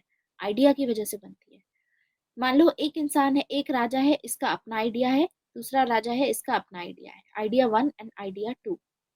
ये चाहता है रिपब्लिक गवर्नमेंट बनाना, ये चाहता है अपनी मोनार्की बनाना, ठीक है। अब इनका आपस में हो रहा है इनकी लड़ाई, मान लो, तो इनके बीच में हुआ कॉन्ट्राडिक्शन, क्योंकि इनका आइडिया अलग है, इनका आइडिया अलग है। आप खुद सोचो, ये वर्ल्ड में ये बोला गया है, एक डायलेक्टिक्स का कॉन्सेप्ट यहाँ से लिया गया, जो क्योंकि ये भी जो आपके हेगल हैं ये आइडियलिस्ट हैं, तो ये प्लेटो से इन्फ्लुएंस थे, ये सोक्रेटिस से इन्फ्लुएंस थे। तो सोक्रेटिस ने अपने डायलेक्टिक्स का आइडिया दिया था कि एक थीसिस होता है, एक एंटी थीसिस होता है। तो आपस में ये एक दूसरे के ऑपोजिट होते हैं, ये आइडियाज आपस में इनका जब सामना होता है, तो फाइनली सिंथेसिस सामने निकल के आता है, जो कि सच के बहुत करीब होता है। तो ऐसे ही हेगल ने बोला कि एक अगर दो आइडियाज फ्लरिश कर रहे हैं, अगर एक आइडिया दिन है तो दूसरा आइडिया रात होगा। मतलब इस वर्ल्ड में दो आइडियाज देखो रहते हैं, अगर इस वर्ल्ड में आर्ग्यूमेंट है तो काउंटर आर्ग्यूमेंट भी होता है, ठीक है। ऐसे ही पूरा यूनिवर्स काम करता है। अगर राम है तो रावण है, दिन है तो रात है, अच्छा है तो बुरा है, ठीक है। तो अपने आइडियाज की जो थ्योरी देते हैं हेगल, उसमें ये बोलते हैं कि आइडिया प्रेजेंट होते हैं। तो डिफरेंट डिफरेंट आइडियाज हमेशा हिस्ट्री में रहे हैं। अगर आप हिस्ट्री निकाल करके देखोगे तो अलग अलग आइडियाज रहे हैं। किसी को दूसरे टाइप का रूल करना था, किसी को अपने टाइप का रूल करना था। तो इनके बीच में हुआ कॉन्ट्राडिक्शन, इनके बीच में हुआ कॉन्फ्लिक्ट। तो वापस जाकर के जो भी चीज, अब यहाँ पर मान लो आपस में लड़ाई हो रही है इनकी, तो जो भी राजा जीता, जैसे सपोज दिस विल बी, क्योंकि मोनार्की है तो इनके अंडर के जो सोल्जर्स होंगे वो अपने राजा की बात ज्यादा सुनेंगे। रिपब्लिक में जो होंगे वो शायद ज्यादा ना सुने, वो अपने अपने अपने हिसाब से अपना अपना कॉन्फ्लिक्ट रहेगा, या उनके अपना वो रहेगा कि हम लोग मतलब ये चाहते हैं, कोई बोलेगा, दूसरा ग्रुप बोलेगा हम लोग ये चाहते हैं। तो व्हाट इफ की, मतलब एक एज्यूम कर रही हूँ मैं, एग्जांपल आपको दे रही हूँ कि एक आइडिया, मान लो यहाँ पर ये वाला आइडिया है, इनके बीच में कॉन्फ्लिक्ट हो रहा था, ये आइडिया जीत गया, तो इन्होंने फाइट किया और ये आइडिया जीता। तो इनका कहना था कि तो ये आइडिया फ्लरिश करेगा, आइडिया टू, यानी उस टाइम पे मोनार्की प्रेवेलेंट रहेगी। ठीक है, दो आइडियाज रहते हैं हमेशा। तो ये हमको देखने को मिलता है। ऐसे ही जैसे मुगल्स के टाइम पे देखो, पहले औरंगजेब थे, औरंगजेब के खिलाफ भी कुछ रहे होंगे, मराठास एंड ये सब थे, लेकिन औरंगजेब तब उस टाइम तक, जब तक औरंगजेब रहे 1707 तक, तब तक ये ज्यादा पावरफुल थे। ठीक है, क्योंकि ये पावरफुल थे तो इनका डोमिनेंस रहा, ये आइडिया फ्लरिश किया इनका। आगे जाकर के इनके जो आगे फर्दर सक्सेसर्स आए वो बहुत वीक सक्सेसर्स थे, तो वीक आइडिया था उनका एडमिनिस्ट्रेशन से रिलेटेड। तो आगे जाकर के जो फर्दर दूसरे जो होंगे जो इनको अपोज करेंगे, जैसे आगे तो ब्रिटिशर्स आ गए, ब्रिटिशर्स स्ट्रांग थे कंपैरेटिवली, तो जो आइडिया स्ट्रांग रहता है वो आइडिया जीत जाता है। तो डायलेक्टिक्स को अप्लाई करके, सोक्रेटिस के उस डायलेक्टिक्स को अप्लाई करके ये बोलते हैं कि अगर आप रीजन अप्लाई करोगे तो जो ये पूरी चीज हमने अभी बात की, धीरे धीरे करके एवोल्यूशन होगा और फाइनली स्टेट आ जाएगा। और स्टेट एक ऐसी पोजीशन है जिसमें कोई कॉन्ट्राडिक्शन नहीं है, मतलब स्टेट से ऊपर कोई है ही नहीं, स्टेट को कॉन्ट्राडिक्ट करने वाला कोई है ही नहीं, कोई कॉन्ट्राडिक्ट नहीं करेगा, क्योंकि state is the end of history, state is the end of history. अब हिस्ट्री खत्म हो चुकी है एंड अब आपको बस करना क्या है कि स्टेट को ही फॉलो करना है। ऐसी चीजें बोली, तो इन्होंने गॉड को स्टेट के इक्वल किया कि गॉड और स्टेट में सिमिलैरिटीज हैं, सभी चीजें हैं। ठीक है, तो उसके बेसिस पे ये जो आइडिया का कॉन्सेप्ट मैं आपको बता रही हूँ, history of Mankind is the history of movement of idea, यानी ये आइडिया को बताने की कोशिश करें कि आइडिया बहुत इंपॉर्टेंट होता है। तो यानी जब अगर भगवान का जो आइडिया आपको मैं दे रहा हूँ, तो ये भगवान का आइडिया है, ये 100% आइडिया है, इसका कोई कॉन्ट्राडिक्शन नहीं है। हमेशा हिस्ट्री में क्या होता है, कॉन्ट्राडिक्शन अवेलेबल होते हैं, दिन या रात होता है, दिन के बाद रात आती है, रात के बाद दिन आता है, चेंज चलता रहता है। लेकिन धीरे धीरे करके जब हिस्ट्री इतने हजारों सालों में इवॉल्व हुई, इतने लाखों सालों में इवॉल्व हुई कि पहले माउंटेन्स बनी, फिर ट्रीज बने, फिर ये सब हुआ, फाइनली अब स्टेट बन चुका है। तो ये एंड ऑफ हिस्ट्री है। अब आपको बस करना क्या है, आपको बस स्टेट को सुनना है, क्योंकि भगवान का ही ये एब्सोल्यूट रिप्रेजेंटेशन है। तो जैसे भगवान एक आइडिया है जो फाइनल फॉर्म में रहता है, उससे बियॉन्ड कुछ नहीं है, ऐसे ही आइडिया ही प्रिवेल करता है, और ये एक ऐसा आइडिया है जो 100% रिप्रेजेंटेशन वाला है। इसके कॉन्ट्राडिक्शन, इसको काटने वाला और कोई आइडिया हो ही नहीं सकता। समझ आया? तो यानी ये स्टेट की सुप्रीमेसी को जस्टिफाई कर रहे हैं। एक और स्टेटमेंट हेगल बोलते हैं कि real is rational and rational is real. इसका क्या मतलब? Real is rational and rational is real. अब रियल इज रैशनल में क्या है, इसमें हेगल क्या कहने की कोशिश कर रहे हैं? हेगल का ये रियल इज रैशनल का जो कॉन्सेप्ट है, ये रियलिटी के बारे में बात कर रहे हैं। इन्होंने अपना रियलिटी का कॉन्सेप्ट दिया है। इन्होंने बोला है रियल इज रैशनल, मतलब जो आइडिया है, क्योंकि आइडियलिस्ट है, आइडिया इज द रियलिटी। प्लेटो भी तो यही बोलते थे कि असली रियलिटी जो इस वर्ल्ड में एग्जिस्ट कर रही है वो टेम्परेरी इन नेचर है, वो रियलिटी नहीं है, वो इल्यूजन है। वो इल्यूजन है, वो आपकी मतलब आपको धोखा है, वो चीज आपके लिए वो इल्यूजन है जो इस वर्ल्ड में एग्जिस्ट कर रहा है। आइडिया का जो है वो रियलिटी है, असली रियलिटी तो वही है। ये वर्ल्ड तो सिर्फ मोह माया है। That's what he says. तो आइडिया जो होता है वो रियलिटी होता है। आइडिया इज रियलिटी, ये मानते थे। यानी आइडिया कहाँ से आता है? रीजन से पता चलता है हमको। रीजन कहाँ होती है? हमारी सोल में होती है। प्लेटो को याद करो, ये सब चीजें प्लेटो वाली चल रही है यहाँ पर। तो यानी सोल में जो रीजन होता है उससे अगर कोई चीज आप समझ पाओ तो वो चीज रियलिटी है, ये कहना था। यानी अगर हम रीजन अप्लाई करते हैं तो हम ये समझ सकते हैं कि आइडिया ही रियलिटी है और गॉड जो है वो एब्सोल्यूट आइडिया है। मतलब सबसे अल्टीमेट जो रियलिटी है इस वर्ल्ड की वो गॉड है, वो भगवान है। God is the absolute reality. तो रियल इज रैशनल को बता रहे हैं ये आपस में रियल इज रैशनल और रैशनल इज रियल का मतलब ही यही है। यहाँ पर वो रियलिटी के बारे में बताने की कोशिश कर रहे हैं कि जो रियलिटी होती है उसको हम रीजन के बेसिस पे समझ पाते हैं। तो आइडिया को भी हम रीजन के बेसिस पे समझ पाते हैं, इसीलिए रियलिटी आइडिया है। एंड रैशनल इज रियल का मतलब है इसमें इनका पॉलिटिकल पर्पस है कि जो भी चीज रैशनल है, ठीक है, जो भी चीज रैशनल है मतलब यहाँ हम रीजन अप्लाई कर रहे हैं। कोई भी चीज रीजन अप्लाई करके अगर समझी जा सकती है तो वो चीज रियल ही होगी।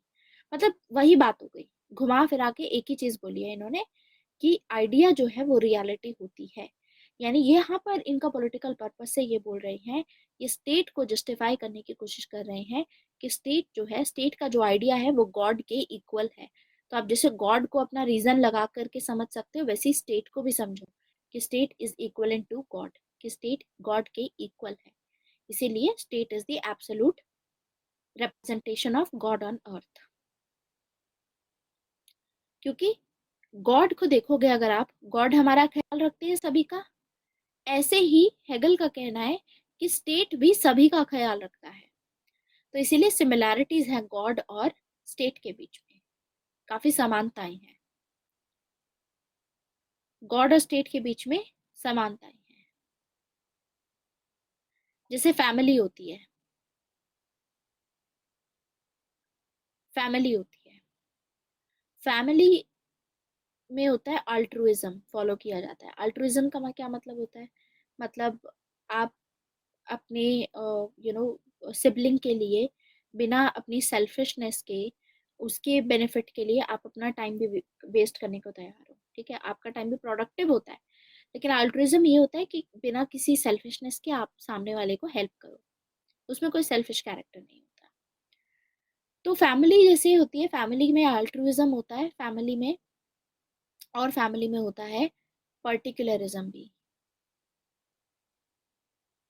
ऐसे ही अगर आप, ये तो फैमिली की बात हमने बोली, अब आता है सिविल सोसाइटी। सोसाइटी में it has got egoism and universalism.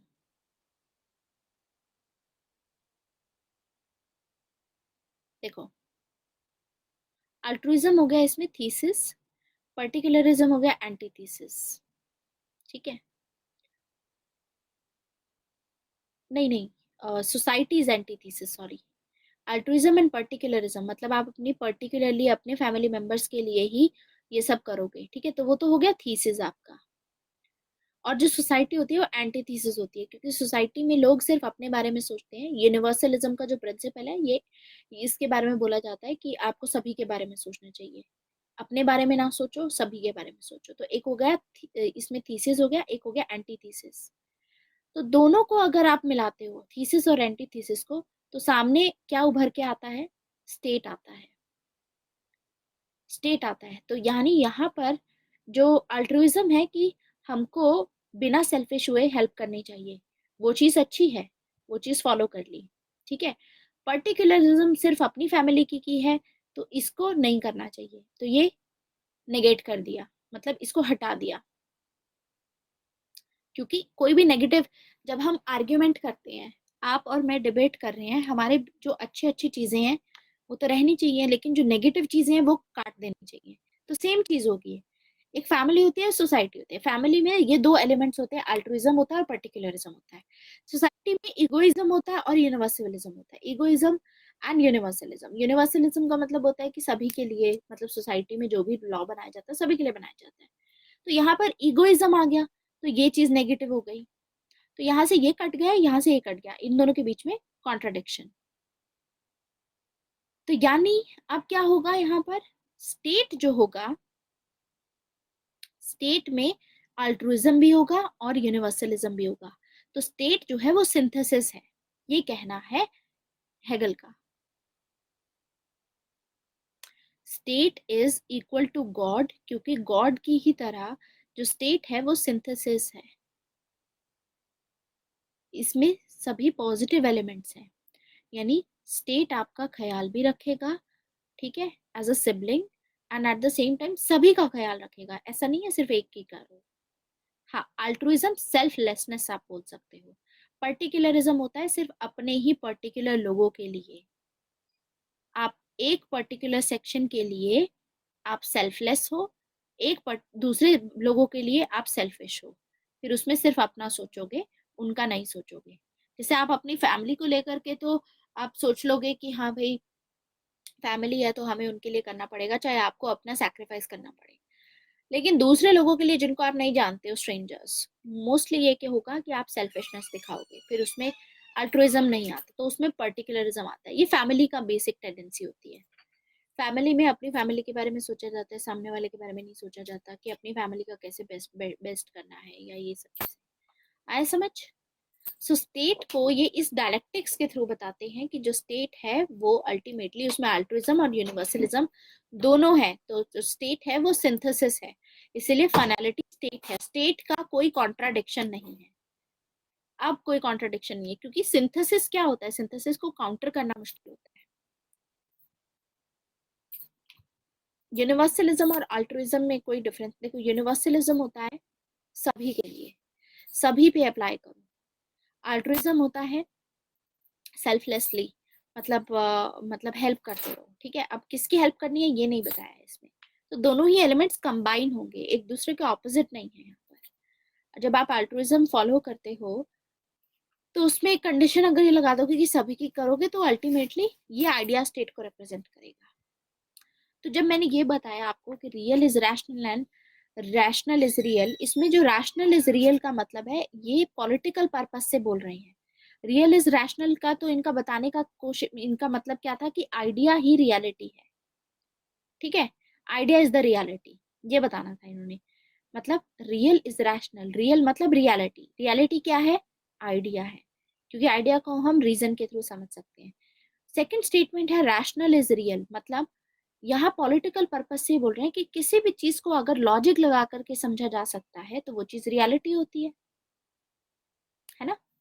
किसी भी चीज को अगर आप बनाओ, आप लॉजिक लगा करके समझ लो, जैसे स्टेट है, स्टेट को जस्टिफाई करने के लिए ही इन्होंने बोला रैशनल इज रियल, कि किसी भी चीज को अगर आप रीजन लगा करके समझ सकते हो, तो दोनों बात सेम है, लेकिन बस ये for the purpose of statement ये बताने की कोशिश की है कि आइडिया इज रियलिटी और स्टेट की सुप्रीमेसी है, बस ये बताने की कोशिश की है।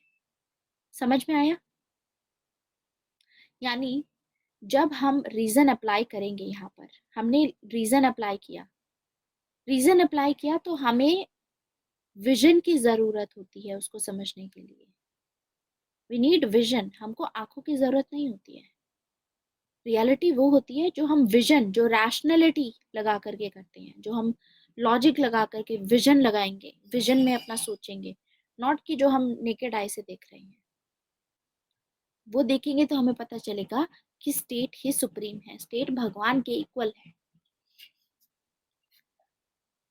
सो this is what Hegel talks about, ठीक है। तो हेगल ने ये सब बातें की, ये सभी स्टेटमेंट्स हमें हेगल के काम में देखने को मिलती हैं। और हेगल ने ये पूरी बात की कि डायलेक्टिक्स होता है, डिबेट होता है, ठीक है, फाइनलिटी में। तो हेगल की हमारी जो थ्योरी ऑफ हिस्ट्री अभी हमने देखी, हेगल ने दो बातें की। देखो, हेगल ने हमें बताया हिस्टोरिकल आइडियलिज्म, हिस्टोरिकल आइडियलिज्म, और दूसरा है हिस्टोरिकल, एक idealism and another one is historical material, materialism तो कार्ल मार्क्स का हो गया. डायलेक्टिकल आइडियलिज्म, सॉरी, वेट,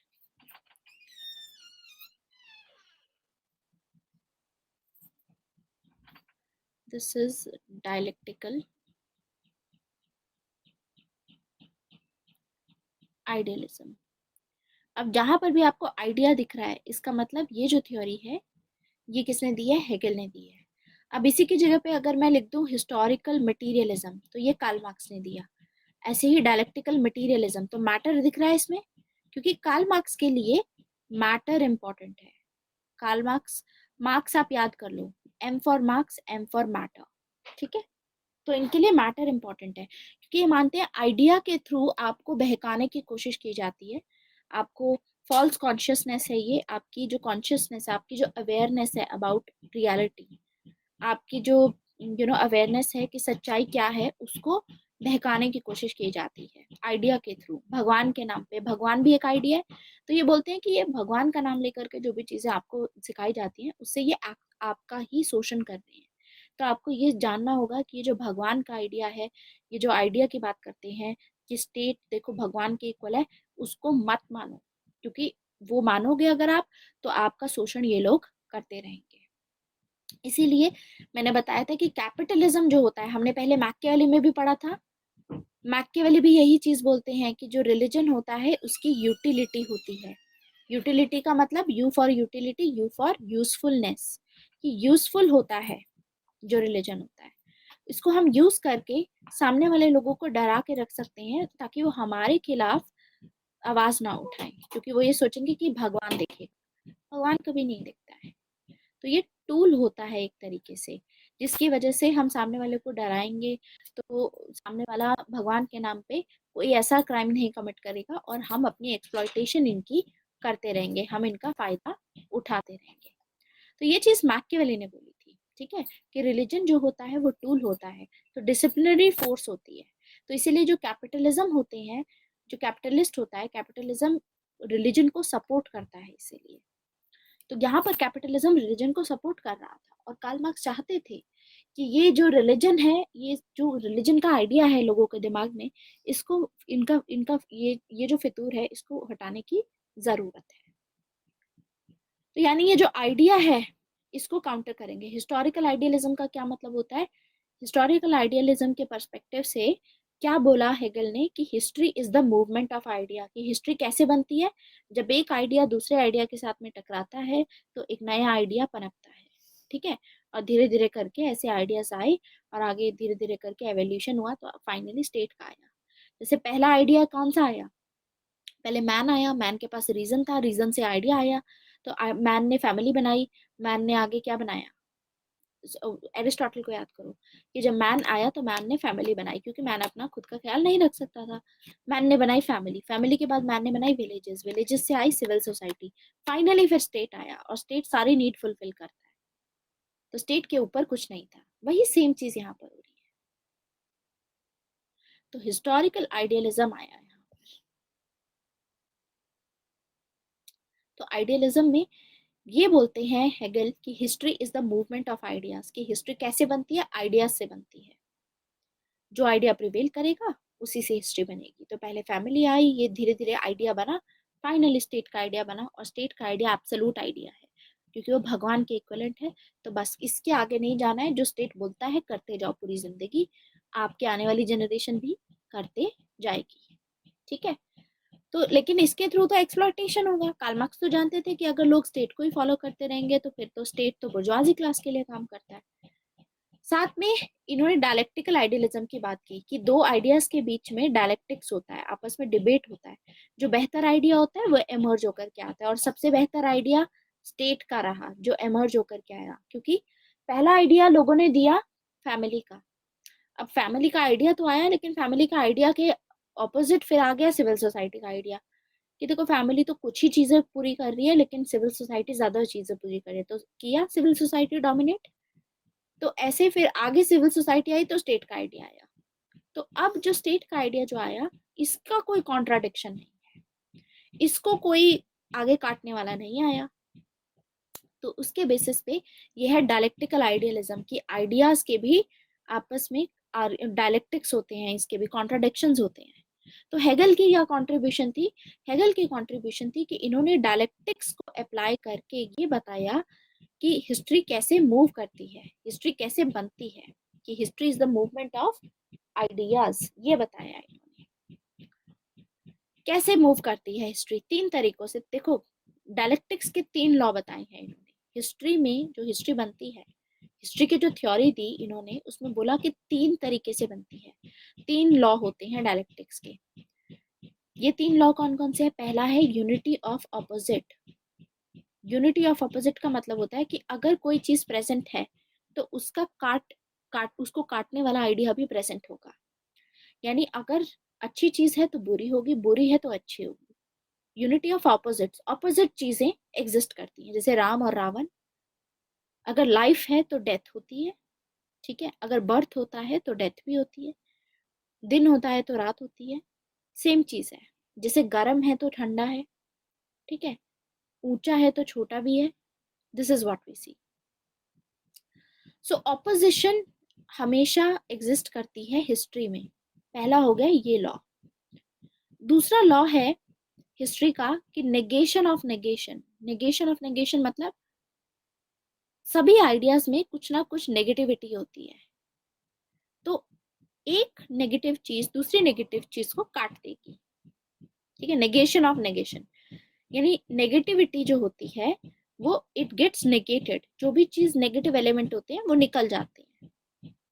जैसे कि आज भी देख लो, हमारा जब कॉन्स्टिट्यूशन बनाया 1947 में, तो उस टाइम पे तो बहुत डिस्कस डिबेट करके बनाया था। टाइम के साथ साथ हमने देखा कि कुछ चीजें सही नहीं हो रही थी, तो हमने फिर अमेंडमेंट करनी शुरू कर दी, और अमेंडमेंट करके जो भी नेगेटिव चीजें थी हम उसको काटते जा रहे हैं कॉन्स्टिट्यूशन से, राइट। और उसकी जगह पे अच्छी अच्छी चीजें लेकर के आ रहे हैं। तो सेम चीज है, हिस्ट्री में भी ऐसा ही होता है। धीरे धीरे करके जो भी नेगेटिव एलिमेंट्स होते हैं धीरे धीरे चले जाते हैं वहां से। जैसे पहले लोगों को लगता था कि राजा महाराजाओं का जो रूल होता है बेस्ट होता है, एक के हाथ में पावर दो। फिर आगे हुआ कि एक एक से काम नहीं चलेगा, एक अच्छी तरह डिसीजन नहीं ले पाता, एक की तो तानाशाही भी हो सकती है, तो फिर पावर को कुछ लोगों के बीच में डिस्ट्रीब्यूट करो, तो ओलिगार्की आया, ठीक है। कुछ लोगों के बीच में आया, एरिस्टोक्रेसी आया। यहाँ पर भी काम नहीं चला तो उसके बाद बोला कि नहीं, डेमोक्रेसी होनी चाहिए, तो फिर ये चीज आई। या फिर मोनार्की के बाद ये वाली बात की गई कि देखो ये तो अपने आप ही बर्थ के बेसिस पे चलता है, तो हो सकता है इसका जो आने वाला बेटा है वो इतना एफिशिएंट ना हो, तो हमारा तो बेकार हो जाएगा सब कुछ, हमारा जो राज्य होगा। तो इसीलिए इलेक्टेड होना चाहिए राजा। तो ये भी एक चीज आ गई। तो धीरे धीरे करके इम्प्रूवमेंट आती जाती है, ऐसा बोल रहे हैं हेगल।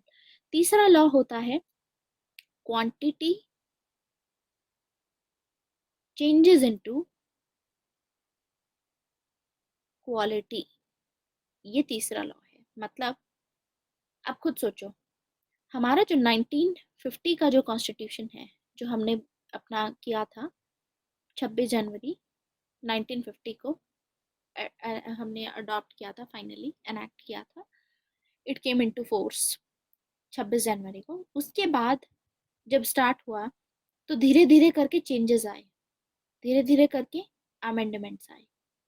आप खुद सोचो 1947 में जब नेहरू नेहरू ने डिसाइड किया कि प्लानिंग करते हैं, और जो कंट्री के लिए रखा गया सोशलिस्ट। उस टाइम पे क्योंकि इंडिया के पास में ज्यादा रिसोर्सेज नहीं थे, तो नेहरू ने डिसाइड किया कि हम सेल्फ सफिशिएंसी पर ध्यान देंगे। सारा जो हमारा पैसा है वो हम अपनी मैन्युफैक्चरिंग पे थोड़ा बहुत ध्यान देंगे, एग्रीकल्चर सेक्टर को बेटर बनाएंगे, सेल्फ सफिशिएंसी की क्लोज्ड रखेंगे, ठीक है। लेकिन धीरे धीरे करके हमने प्रॉब्लम्स फेस की, तो धीरे धीरे करके चेंजेस आने लगे। आगे जाकर के 1960s में जब चेंज आएगा तो हम यूएसए के साथ में ये अग्रीमेंट साइन करेंगे, PL 480 अग्रीमेंट। कितने लोगों को इस अग्रीमेंट के बारे में पता है? PL 480 अग्रीमेंट हमने यूएसए के साथ में साइन किया था। वीट हमारे यहाँ पर क्योंकि प्रोडक्शन नहीं हो रही थी, फेमाइन्स आ गए थे, हमारे यहाँ पर गेहूं नहीं उग रहा था खाने के लिए, ठीक है। तो हमने यूएसए से इंपोर्ट किया था इस साइन के, मतलब इस एग्रीमेंट को साइन करके। तो एक जगह तो हम बात कर रहे हैं कि हम सोशलिस्ट हैं, मतलब हम सेल्फ सफिशिएंसी पे काम करेंगे, किसी और दूसरे देश के ऊपर हम डिपेंडेंट नहीं रहेंगे। लेकिन फिर दूसरी जगह हम, जब हमने प्रॉब्लम्स फेस की तो हमने धीरे धीरे दूसरों के साथ में साइन किया। जैसे पहले इंडिया ने 1961 में नाम शुरू किया, नॉन अलाइंड मूवमेंट, जिसमें ना इंडिया यूएसए के साथ में होगा ना इंडिया यूएसएसआर के साथ में होगा। लेकिन धीरे धीरे करके ऐसी प्रॉब्लम होती गई कि फाइनली आगे जाकर के 1970 में हमने फ्रेंडशिप ट्रीटी साइन की रशिया के साथ में। ठीक है ना। तो जब रशिया के साथ में फ्रेंडशिप ट्रीटी हमने देखी तो चेंजेस देखो अभी कैसे हो रहे हैं। चेंजेस कैसे हो रहे हैं? क्वांटिटेटिव चेंज हो रहे हैं, धीरे धीरे चेंज आ रहा है, मतलब हल्का हल्का क्वांटिटेटिवली चेंज हो रहा है। तो 1947 से शुरू हुए, चेंजेस आने शुरू हुए और फाइनली हम पहुंचे 1990 पे। और 1990 में आया BOP crisis, balance of payment crisis, जिस क्राइसिस की वजह से इंडिया ने एलपीजी रिफॉर्म्स शुरू किए और इंडिया ने अपनी इकोनॉमी को ओपन कर दिया। तो अब आप ये देखो, ऐसा तो नहीं है कि एक दिन क्लोज्ड इकोनॉमी थी, एकदम से रैंडमली अगले दिन हमने डिसाइड किया कि अब ओपन कर दो।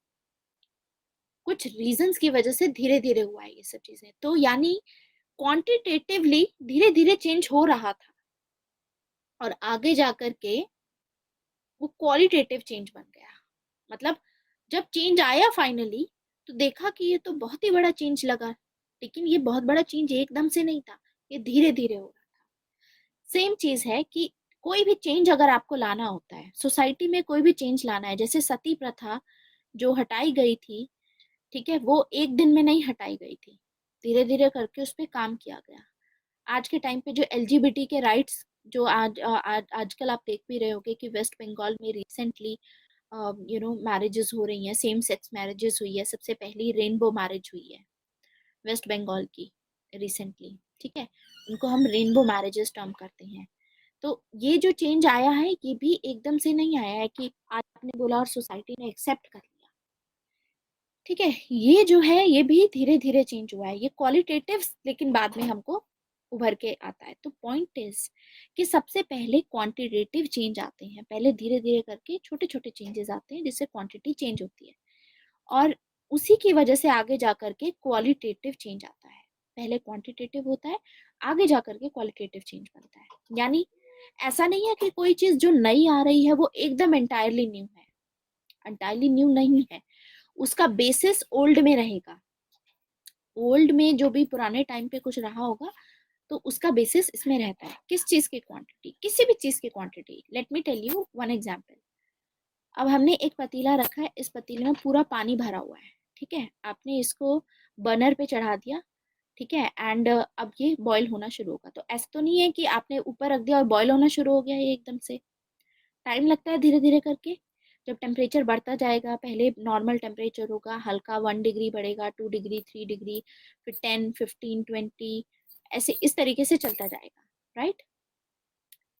मतलब 1 डिग्री बढ़ेगा और ऐसे फिर फाइनली जो बॉइलिंग पॉइंट आएगा, तो 100 डिग्री सेल्सियस पे बॉइलिंग पॉइंट आता है। जो बॉइलिंग पॉइंट आएगा तो अब क्या होगा, ये जो पानी है धीरे धीरे वेपर्स में कन्वर्ट होना शुरू होगा। तो ऐसा तो नहीं है कि सारा पानी पानी एक ही बार में कन्वर्ट हो जाएगा। अब क्या होगा नेक्स्ट स्टेज में, कुछ टाइम के बाद, मतलब थोड़ा टाइम दो इसको, तो कुछ टाइम के बाद ये जो पानी यहाँ तक तो फुलफिल था, अब ये पानी यहाँ तक रह जाएगा। अब यहाँ पर ये सारा वेपर्स में कन्वर्ट हो रहा है, ठीक है। तो यानी ये लिक्विड था और ये अभी वेपर्स में कन्वर्ट हो रहा है, गैस में कन्वर्ट हो रहा है। तो इतना पानी था, फिर उसको और चढ़ा के रखा आपने थोड़ी देर के लिए, और तो आगे आपको देखने को मिलेगा कि फर्दर जब चेंज आएगा आगे, तो इस पतीले में अब पानी यहाँ तक रह गया, ठीक है, अब बाकी सारा वेपर्स में कन्वर्ट हो चुका है। फिर और इसको फिर फर्दर रखा आपने, तो ये पतीला पूरा खाली हो जाएगा, इसमें पानी पूरा जल जाएगा, तो ये पूरा खत्म हो जाएगा। तो यानी ऐसा नहीं है कि ये पूरा कहीं और, मतलब एग्जिस्टेंस ही नहीं है इसका, ये कन्वर्ट हो गया, चेंज आया क्योंकि इसमें। तो यानी जो पहले लिक्विड में था अब वो फाइनली गैस में चेंज हो गया, पूरा वेपर्स में पूरा चेंज हो गया। तो यहाँ तक तो हमको चेंज नहीं दिखाई दे रहा था इतना, तो लेकिन धीरे धीरे करके हम देखते हैं कि आगे जा करके क्वालिटेटिव चेंज आ जाता है। मतलब जो पहले क्वांटिटी कम होती जा रही थी पानी की, अब वो सारा पानी क्वालिटेटिव में दूसरी क्वालिटी, दूसरी उसमें चेंज हो गया, गैस में चेंज हो गया पूरा। तो जब ये फाइनली सारा हम तब क्या बोलते हैं कि पानी कम रह गया, जब तक हम बोलेंगे कि पानी था पानी था पानी था, लेकिन जब तक सारा पानी जब नष्ट हो जाता है, यहाँ से पूरा चला गया, तब हम बोलते हैं कि it has converted into gas, कि पानी तो खत्म हो गया। दैट्स व्हेन वी फील कि चेंज आया है, कुछ बहुत बड़ा मेजर चेंज आया। That's what I am telling you.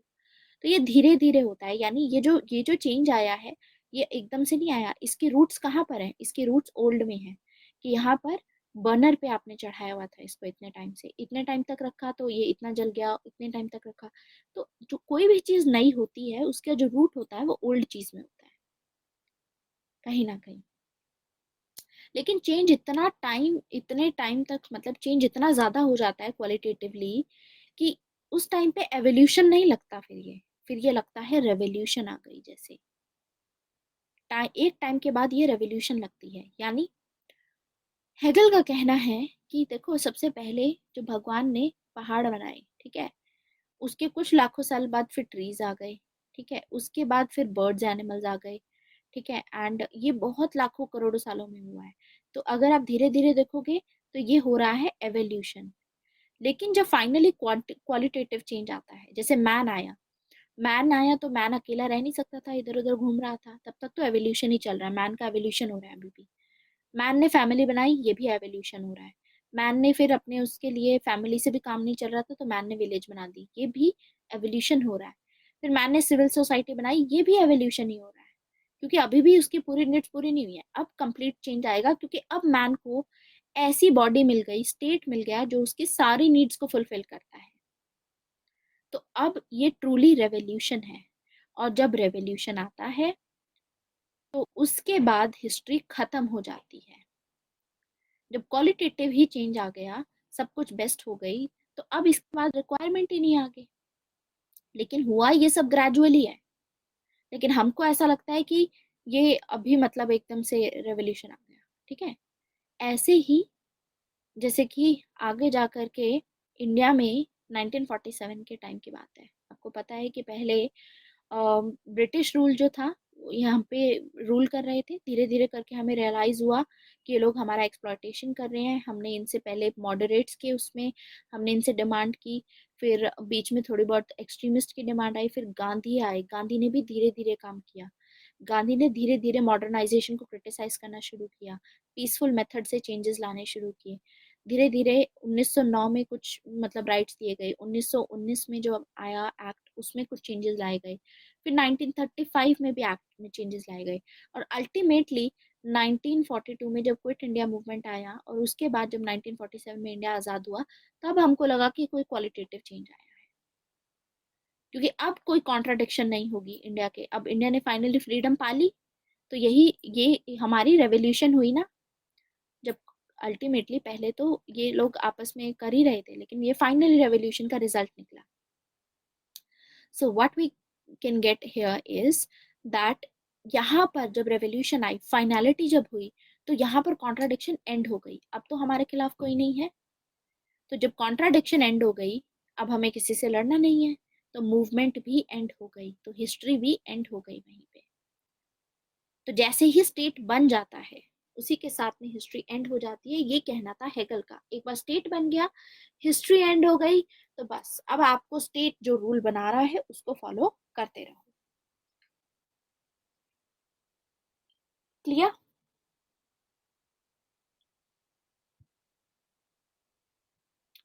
Any doubt?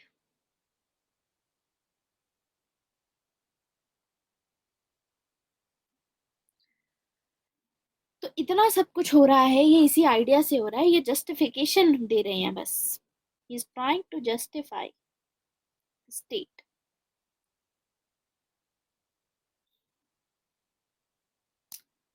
America also destroys its history after this। हाँ, डिस्ट्रॉयज क्या बोल रहे हो? आफ्टर इंडिपेंडेंस उनका भी हिस्ट्री खत्म हो चुकी है, एंड हो चुकी है। डिस्ट्रॉय मत बोलो उसे। हाँ, final change he says is revolution, और रेवोल्यूशन के साथ हिस्ट्री एंड हो गई। अब फाइनली सब कुछ पीसफुल है, और मतलब जो भी होना था वो हो चुका है। अब कोई चेंज लाने की जरूरत नहीं है, अब बस फॉलो करते रहो जो स्टेट बोल रहे हैं। ये कॉन्ट्रीब्यूशन थी हेगल की। हेगल ये सब चीजें बोलते हैं। क्लियर? अब इसी में जब इतना सब कुछ बोला, अब आएंगे कार्ल मार्क्स। अब कार्ल मार्क्स इनको क्रिटिसाइज करने की कोशिश करेंगे कि आपने जो ये स्टेट और गॉड का इतना कुछ बना दिया, तो ये बोलेंगे कि सबसे पहले history is not the movement of ideas, history is the movement of matter. History is the movement of matter, यानी आइडिया नहीं है, आइडिया तो फॉल्स कॉन्शियसनेस है, मैटर है जो हिस्ट्री बनाती है। कैसे कैसे बनाती है? मैटर को ये बताने के लिए ये बोलते हैं कि अगर हमको समझना है कि हिस्ट्री मैटर कैसे है, अगर हमको हिस्ट्री को समझना है, तो कार्ल मार्क्स का कहना है कि हमको साइंटिफिकली समझना होगा हिस्ट्री को। Let us understand history scientifically. और अगर हमें हिस्ट्री को साइंटिफिकली समझना है, तो हमको ये समझना होगा कि सबसे पहले मैन ने क्या किया। साइंस लॉजिक के हिसाब से अगर आप देखो तो सबसे पहले मैन ने क्या किया। तो कार्ल मार्क्स जानना चाहते थे कि मैन ने सबसे पहले थिंकिंग की, सोचा, या एक्शन किया। तो हमने देखा कि मैन ने एक्शन किया। क्यों एक्शन किया?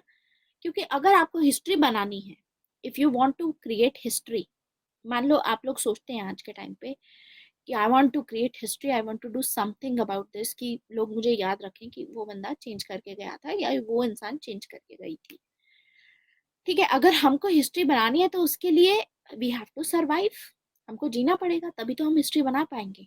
और अगर हमको जीना है तो हमको खाना पड़ेगा, और हमको खाना है तो हमको काम करना पड़ेगा, एक्शन परफॉर्म करना पड़ेगा, प्रोड्यूस करना पड़ेगा, या कहीं पे जॉब करनी पड़ेगी, तभी हमारे पास पैसा आएगा, तभी हम अपना सर्वाइवल अपना इंश्योर कर पाएंगे। तो सबसे पहला काम जो मैन करता है वो एक्शन है। सबसे इंपॉर्टेंट काम थिंकिंग नहीं है, इंपॉर्टेंट काम एक्शन है। तो एक्शन समझ में आया अब आपको? अब ये क्यों बोल रहे हैं, थिंकिंग और एक्शन की बात क्यों बोल रहे हैं? थिंकिंग और एक्शन की बात इसलिए बोल रहे हैं क्योंकि ये वर्किंग क्लास को बताना चाहते हैं कि आप एक चीज समझिए कि जो आज के टाइम पे आपको जो बोला जाता है इंटेलेक्चुअल जो है, ठीक है, एक होता है इंटेलेक्चुअल लेबर, एक होता है मैनुअल लेबर। मैनुअल लेबर क्या होता है? जो आप मजदूरी करते हो, जो फिजिकल आप करते हो, यहाँ पर फिजिकल लेबर परफॉर्म करते हो, जैसे कि रिक्शा चलाना एंड ऑल, और ये सब चीजें, या सामान इधर उधर से उधर गिरना, ठीक है, this is physical labour. Intellectual labour क्या होता है?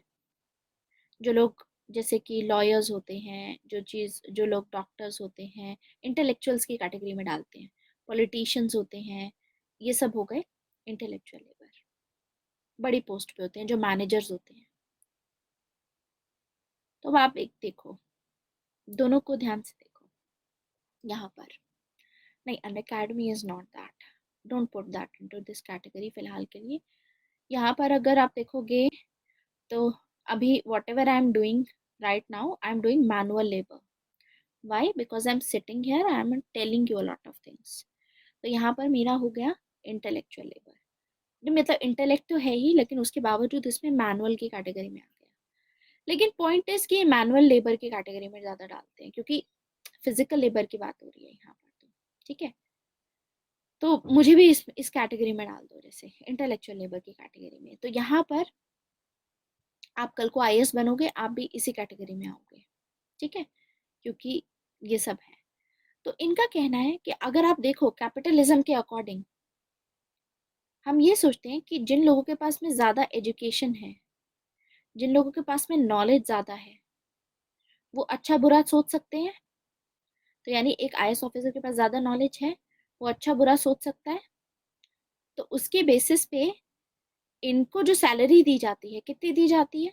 लॉयर्स और डॉक्टर्स की सैलरीज लैक्स में होती है, लाखों में। इनफैक्ट कई डॉक्टर्स की तो जो एनुअल पैकेज होता है वो करोड़ों में होता है। ऐसे ही जो मैनेजर्स होते हैं, इनका भी लाखों में होता है। लेकिन जो लोग फिजिकल लेबर परफॉर्म करते हैं, उनकी सैलरी कितनी होती है? थाउजेंड्स में। उनकी पर डे सैलरी कितनी होगी? बहुत कम में। तो पॉइंट इज, ये लोग थिंकिंग कर रहे हैं और ये लोग एक्शन कर रहे हैं, क्योंकि ये बंदे थिंकिंग कर रहे हैं, ये सोच रहे हैं सिर्फ, फिर भी इनको सैलरी ज्यादा मिलती है। ठीक है, ये बेसिस कैपिटलिज्म ने बनाया है। और जो लोग मैनुअल लेबर परफॉर्म कर रहे हैं, जो लोग मजदूरी कर रहे हैं, उन लोगों को बहुत कम पैसा मिलता है, लेट्स से 10,000 रुपये महीना, जिनमें उनका मुश्किल से काम चलता है। अपने बच्चों को स्कूल भी भेजना होता है, सेविंग्स तो वो क्या ही कर पाएंगे, घर तो वो क्या ही बना पाएंगे। तो इसको अनऑर्गेनाइज सेक्टर में भी डाल सकते हो आप, अनऑर्गेनाइज्ड सेक्टर। ये सभी जो सब्जी वाले होते हैं, ये सब होते हैं, ये फिजिकल लेबर में आ गया सबका। ठीक है, तो कार्ल मार्क्स का कहना है कि थिंकर और एक्शन में से क्या चीज इंपॉर्टेंट थी? एक्शन इंपॉर्टेंट था। क्यों इंपॉर्टेंट था एक्शन? क्योंकि इसी के बेसिस पे हम सरवाइव कर पा रहे हैं। तो आप खुद सोचो, जो फार्मर्स हैं वो भी इसी में आ गए। तो अगर फार्मर्स अपनी लैंड पे उगाएंगे ही नहीं सब्जियां, या जो भी वीट है जो आप खाते हो, ठीक है, वो उगाएंगे नहीं, तो सर्वाइवल कैसे होगा? तो यानी ये लोग सरवाइव कैसे कर पाएंगे अगर आप ये नहीं करोगे? तो आप मैनुअल लेबर नहीं करोगे, वर्किंग क्लास को बोल रहे हैं ये, कि अगर वर्किंग क्लास आप लोग मेहनत नहीं करोगे तो सरवाइव ही नहीं कर पाएगी ह्यूमन रेस। क्योंकि मैन को कुछ भी करने के लिए, हिस्ट्री क्रिएट करने के लिए, जो आप इंटेलेक्चुअल क्लास का पार्ट बनने की कोशिश कर रहे हो, ये क्रिएट करने के लिए आपको यहाँ पर ये नहीं रहेगा, तो आप क्या हिस्ट्री क्रिएट कर पाओगे? नहीं कर पाओगे। सो दिस इज थिंग। तो क्या चीज इंपॉर्टेंट है? एक्शन इंपॉर्टेंट है। तो जब एक्शन इंपॉर्टेंट है तो आपकी वर्थ ज्यादा होनी चाहिए थी, जबकि इंटेलेक्चुअल क्लास को ये लोग ज्यादा पे करते हैं। जो कैपिटलिस्ट क्लास है, डॉक्टर्स और इन सबको बहुत पे करते हैं, they are ready to give. आप जो मॉल्स होते हैं यहाँ पर जाकर के लोग पैसा देने को तैयार है, लेकिन जब सब्जी वाले के साथ में बात करनी होती है कि कितने की सब्जी दी भैया, वो अगर ये बोले कि 20 रुपए के, तो आप बोलोगे कि 15 की लगा लो, टाइप्स। तो पॉइंट इज कि फिजिकल लेबर के साथ जो इतना इम्पोर्टेंट है एक्शन, उसकी वैल्यू कम रखी जाती है, और इंटेलेक्चुअल लेबर की जो वैल्यू है वो बहुत ज्यादा रखी जाती है। उसी को एक्सप्लोर करने की कोशिश कर, ये एक्सपोज करने की कोशिश कर रहे हैं। Is trying to expose this, कि जो सोसाइटी है वो इंटेलेक्चुअल्स के, अगर ये काम नहीं भी करेंगे, इंटेलेक्चुअल्स मैनेजर्स अगर काम नहीं भी करते हैं, तो भी एक बार को चल जाएगा। लेकिन अगर मैनुअल वर्कर्स ने काम करना बंद कर दिया, आप ये सोचो, जो मैनेजर्स बने हैं, बड़ी बड़ी फर्म्स हैं, यहाँ पर एसी के ऑफिस में बैठ करके काम करते हैं जो लोग, इन बिल्डिंग्स को बनाने वाले कौन है? वर्कर्स हैं। ठीक है, इनको बनाने वाले, इतने करोड़ों की बिल्डिंग्स होती हैं, इनको बनाने वाले वर्कर्स होते हैं, लेकिन इनमें काम करने वालों को करोड़ों रुपए मिलता है। तो पॉइंट इज कि अगर ये बनाए ही ना वो बिल्डिंग, तो कहाँ बैठ के काम करेंगे? इंटेलेक्चुअल क्या क्या इंटेलेक्ट कर पाएंगे? तो इसीलिए ये जो आपके दिमाग में डाला जा रहा है ना, क्योंकि सामने वाला की क्वालिफिकेशन आपसे ज्यादा है, वो सामने वाले की मतलब इंटेलेक्ट आपसे ज्यादा है, तो इसीलिए हम उसको ज्यादा सैलरी दे रहे हैं, और आप तो बस ड्राइवर का काम कर रहे हो, या आप इधर ये मतलब फार्मिंग कर रहे हो, तो उस हिसाब से अगर करते हो, तो ये फॉल्स कॉन्शियसनेस है, ये आपको बहका रहे हैं। कैपिटलिस्ट क्लास आपको बहका रही है, आपका पागल बना रही है, कि ये आपको ये बोलते हैं कि जो इंटेलेक्चुअल का रोल होता है वो बहुत इंपॉर्टेंट होता है वर्कर से। अगर सारे ही वर्कर्स सभी ऑफिसर लेवल के लिए, अभी जैसे आजकल क्या हो रहा है इंडिया में, इतना कंपटीशन क्यों बढ़ गया है? कंपटीशन बढ़ने का रीजन यही है कि वर्कर्स को तो एक्सप्लॉइट किया जाता है, उनको उनकी मेहनत का पैसा नहीं दिया जाता। ठीक है, बहुत ही कम पैसा दिया जाता है, इसीलिए लोग चाहते हैं कि ग्रेजुएशन करके सभी आईएएस के एग्जाम भरते हैं। एसएससी दिया, बैंकिंग दिया, लाखों लोग, 50-50 लाख लोग, मतलब एक एक एग्जाम भरते हैं, छोटे से छोटा एग्जाम भी, चाहे क्लर्क का एग्जाम हो। और पोस्ट कितनी होती है? जरा सी। इनफैक्ट जो पोस्ट ग्रेजुएट्स हैं वो भी पेपर दे के आते हैं क्लर्क के एग्जाम का। This is what is happening today, just because कि वही है, सरकारी नौकरी है और ये वो, ताकि वर्किंग क्लास में हमको इसका काम पार्ट ना बनना पड़े। ऐसे ही आईएएस की भी देख लो। और आईएएस का भी वो तो खैर अलग ही फिर वो चला गया कि सीट्स इनफैक्ट बहुत अभी नीड है, लेकिन गवर्नमेंट के पास में रिसोर्सेज नहीं है इस टाइम पे। जो आईएएस की रिक्वायरमेंट है, कम से कम भी आपके पास शायद 2,500-3,000, शायद उससे भी ज्यादा, 4-5 हजार की रिक्वायरमेंट है कुछ। लेकिन गवर्नमेंट 100 से ऊपर नहीं करती है, क्योंकि गवर्नमेंट के पास में रिसोर्सेज ही नहीं है इनको ट्रेनिंग। अगर एक बार में 4-5 हजार आईएएस अगर इन्होंने रिक्रूट कर लिए, तो इनके पास में इंस्टीट्यूशन ही नहीं है उनको ट्रेनिंग प्रोवाइड करने के। This is another challenge. खैर, वो अलग बात है। Let's not go into this. Let's come back to Karl Marx and think of this, कि जो इंटेलेक्चुअल क्लास का कैपिटलिज्म इतना बताती है कि उनको सैलरी ज्यादा देती है, तो आप खुद सोचो, अगर आपने करना काम कर, वर्किंग क्लास को बोल रहे हैं कि अगर आप काम करना बंद कर दो, तो कोई सरवाइव ही नहीं कर पाएगा। तो ये लोग खाना कैसे खाएंगे? कैपिटलिस्ट क्लास खुद कैसे खाना खाएगी? वर्किंग क्लास के बिना कुछ नहीं हो सकता। तो कार्ल मार्क्स ये बोलते हैं कि ये चीज समझो आप, कि आप ज्यादा इंपॉर्टेंट हो। उनको क्यों ज्यादा दी जाती है? प्लेटो भी यही बोलते थे इनफैक्ट। प्लेटो भी तो आइडियलिस्ट थे। प्लेटो बोलते थे कि जो रूलिंग क्लास है, जिन लोगों के पास में रीजन है, उन्हीं के हाथ में पावर दो। जिनके पास में इंटेलेक्ट है, मतलब वही रूलिंग क्लास का पार्ट बनेंगे। जिनके पास इंटेलेक्ट नहीं है, वो प्रोड्यूसर क्लास का पार्ट बने। ये बोला गया। तो कार्ल मार्क्स इसीलिए बोलते हैं कि देखो, इंटेलेक्चुअल लेबर इंपॉर्टेंट नहीं है, फिजिकल लेबर इंपॉर्टेंट है। एक बार को आप बिना सोचे रह लोगे, लेकिन आप बिना खाए नहीं रह सकते। Eating is more important, thinking is not important, action बहुत इंपॉर्टेंट है। तो ये इसीलिए कार्ल मार्क्स ब्लेम करते हैं एरिस्टोटल और प्लेटो और हेगल जैसे थिंकर्स को, जो ये बोलते हैं कि जो लोगों के पास में रीजन होगा वो मास्टर बनेंगे, और जिनके पास में रीजन नहीं होगा वो प्रोड्यूसर क्लास का पार्ट बनेंगे। इंटेलेक्चुअल क्लास जो है, जो ये कैपिटलिस्ट है, बुर्जुआजी क्लास है, जिनके पास में ज्यादा प्रॉफिट जाता है, ज्यादा पैसा जाता है, जो सारा प्रॉफिट रख लेते हैं, ये लोग तो एक्सप्लॉइटर हैं। ये आपका शोषण कर रहे हैं। आपको इनकी कभी नहीं सुननी चाहिए। कभी मत सुनो, कभी किसी फिलोसोफर की मत सुनो, कभी किसी चर्च के फादर की मत सुनो, क्योंकि ये इन्हीं के लिए काम कर रहे हैं, इंटेलेक्चुअल क्लास के लिए। ये आपके दिमाग में गलत बातें भरते हैं, फॉल्स कॉन्शियसनेस भरते हैं ये आपके दिमाग में। जैसे इंडियन कॉन्टेक्स्ट में जो ब्राह्मण्स हैं, ब्राह्मण जैसे थ्योरी दिया करते थे बहुत, कि जो शूद्रास हैं वो दलित्स हो गए, शूद्रास हो गए, वो नीची मतलब उसके हैं, ठीक है, कास्ट के हैं। सो सबऑर्डिनेशन अपने जस्टिफाई करने की कोशिश करते थे, और अपने आप को इंटेलेक्चुअल बोलते थे। अपने आप को बोलते थे हम पढ़े लिखे हैं, हमको सभी नॉलेज है, वेद पुराणों की नॉलेज है हमको, तो ये लोग नीचे हैं। सबऑर्डिनेशन ऐसे। अगर देखो, शूद्रास और जो दलित्स थे, इनका काम क्या था?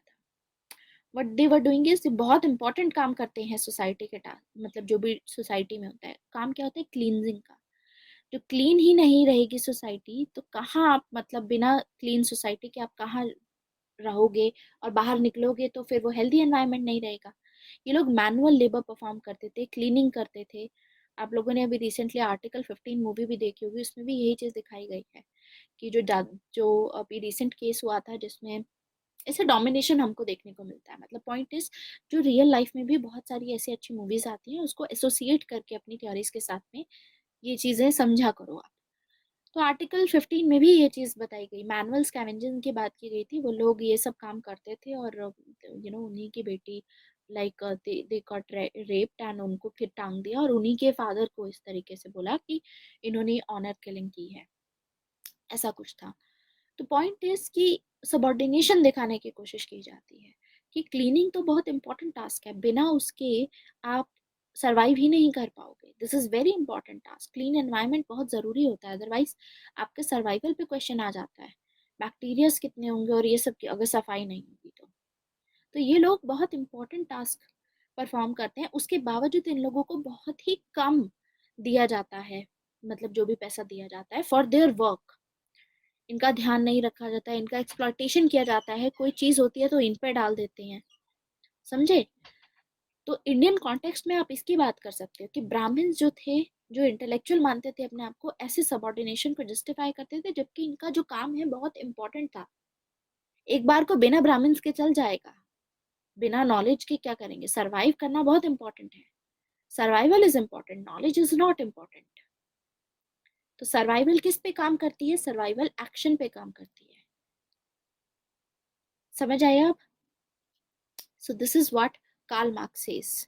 तो कार्ल मार्क्स अपने हिस्टोरिकल मटेरियलिज्म में यही चीज बोलते हैं कि जो हिस्ट्री है, it is the movement of matter.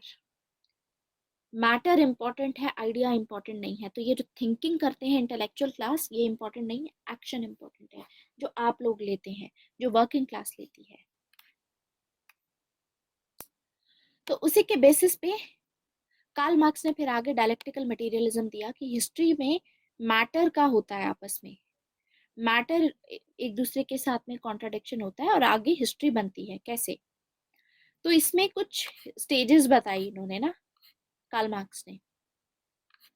Karl Marx ने अपने डायलेक्टिकल मटेरियलिज्म में कुछ स्टेजेस बताई हैं थ्योरी ऑफ हिस्ट्री। तो एक एक स्टेटमेंट देते हैं कार्ल मार्क्स की,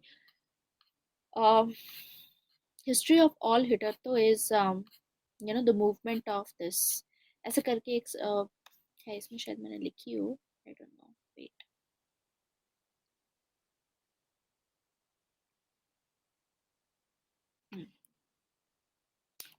तो सुपर स्ट्रक्चर आया। हम्म, आगे डायलेक्टिकल मटेरियलिज्म, ये मैंने आपको बताया डायलेक्टिकल आइडियलिज्म था, जिसमें हेगल ने बोला था कि जो आइडिया होता है उसी का डायलेक्टिक्स होता है ये, ठीक है, उसी का डायलेक्टिक्स होता है, मतलब आइडिया के बीच में आपस में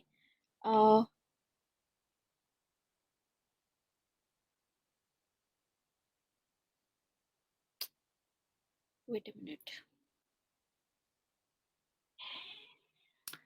आइडिया का आपस में कॉन्ट्राडिक्शन होता है, तो इसमें ये बोलते हैं मैटर का होता है। तो ये आइडिया इन्होंने, ये जो पूरा इसका जो है, ये पूरा बोरो इन्होंने किया है हेगल से, कि हेगल डायलेक्टिकल आइडियलिज्म की बात करते थे, वहां से ये पूरा बताएंगे, वही उसी रिलेट करेंगे कॉन्सेप्ट ऑफ क्लास और क्लास स्ट्रगल के साथ में। क्लास और क्लास स्ट्रगल हम ऑलरेडी पढ़ चुके हैं, तो उसी में समझते हैं।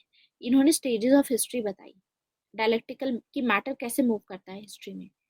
देखो, सबसे पहले प्री हिस्टोरिक की बात करते हैं। प्री हिस्टोरिक टाइम में क्या था? प्री हिस्टोरिक मतलब हम अर्ली मैन की बात कर रहे हैं। अर्ली मैन कम्युनिज्म में रहता था, ठीक है। कम्युनिज्म मतलब कॉमन प्रॉपर्टी थी। अर्ली मैन के पास में प्राइवेट प्रॉपर्टी तो थी नहीं, सभी की प्रॉपर्टी थी। वो एक जगह से दूसरी जगह पे वो लोग इधर से उधर घूमते थे, नोमैडिक लाइफ जीते थे, अपना हंट करते थे, शेल्टर कहीं पे भी ले लेते थे, उसके बाद सीजन के हिसाब से मूव करते थे, सेटल्ड लाइफ नहीं जीते थे, कहने का मतलब है। तो प्री हिस्टोरिक टाइम्स में वहां पर ये लोग क्योंकि इधर से उधर मूव करते थे, प्राइवेट प्रॉपर्टी नहीं थी, कॉमन प्रॉपर्टी थी, property was held in common back then.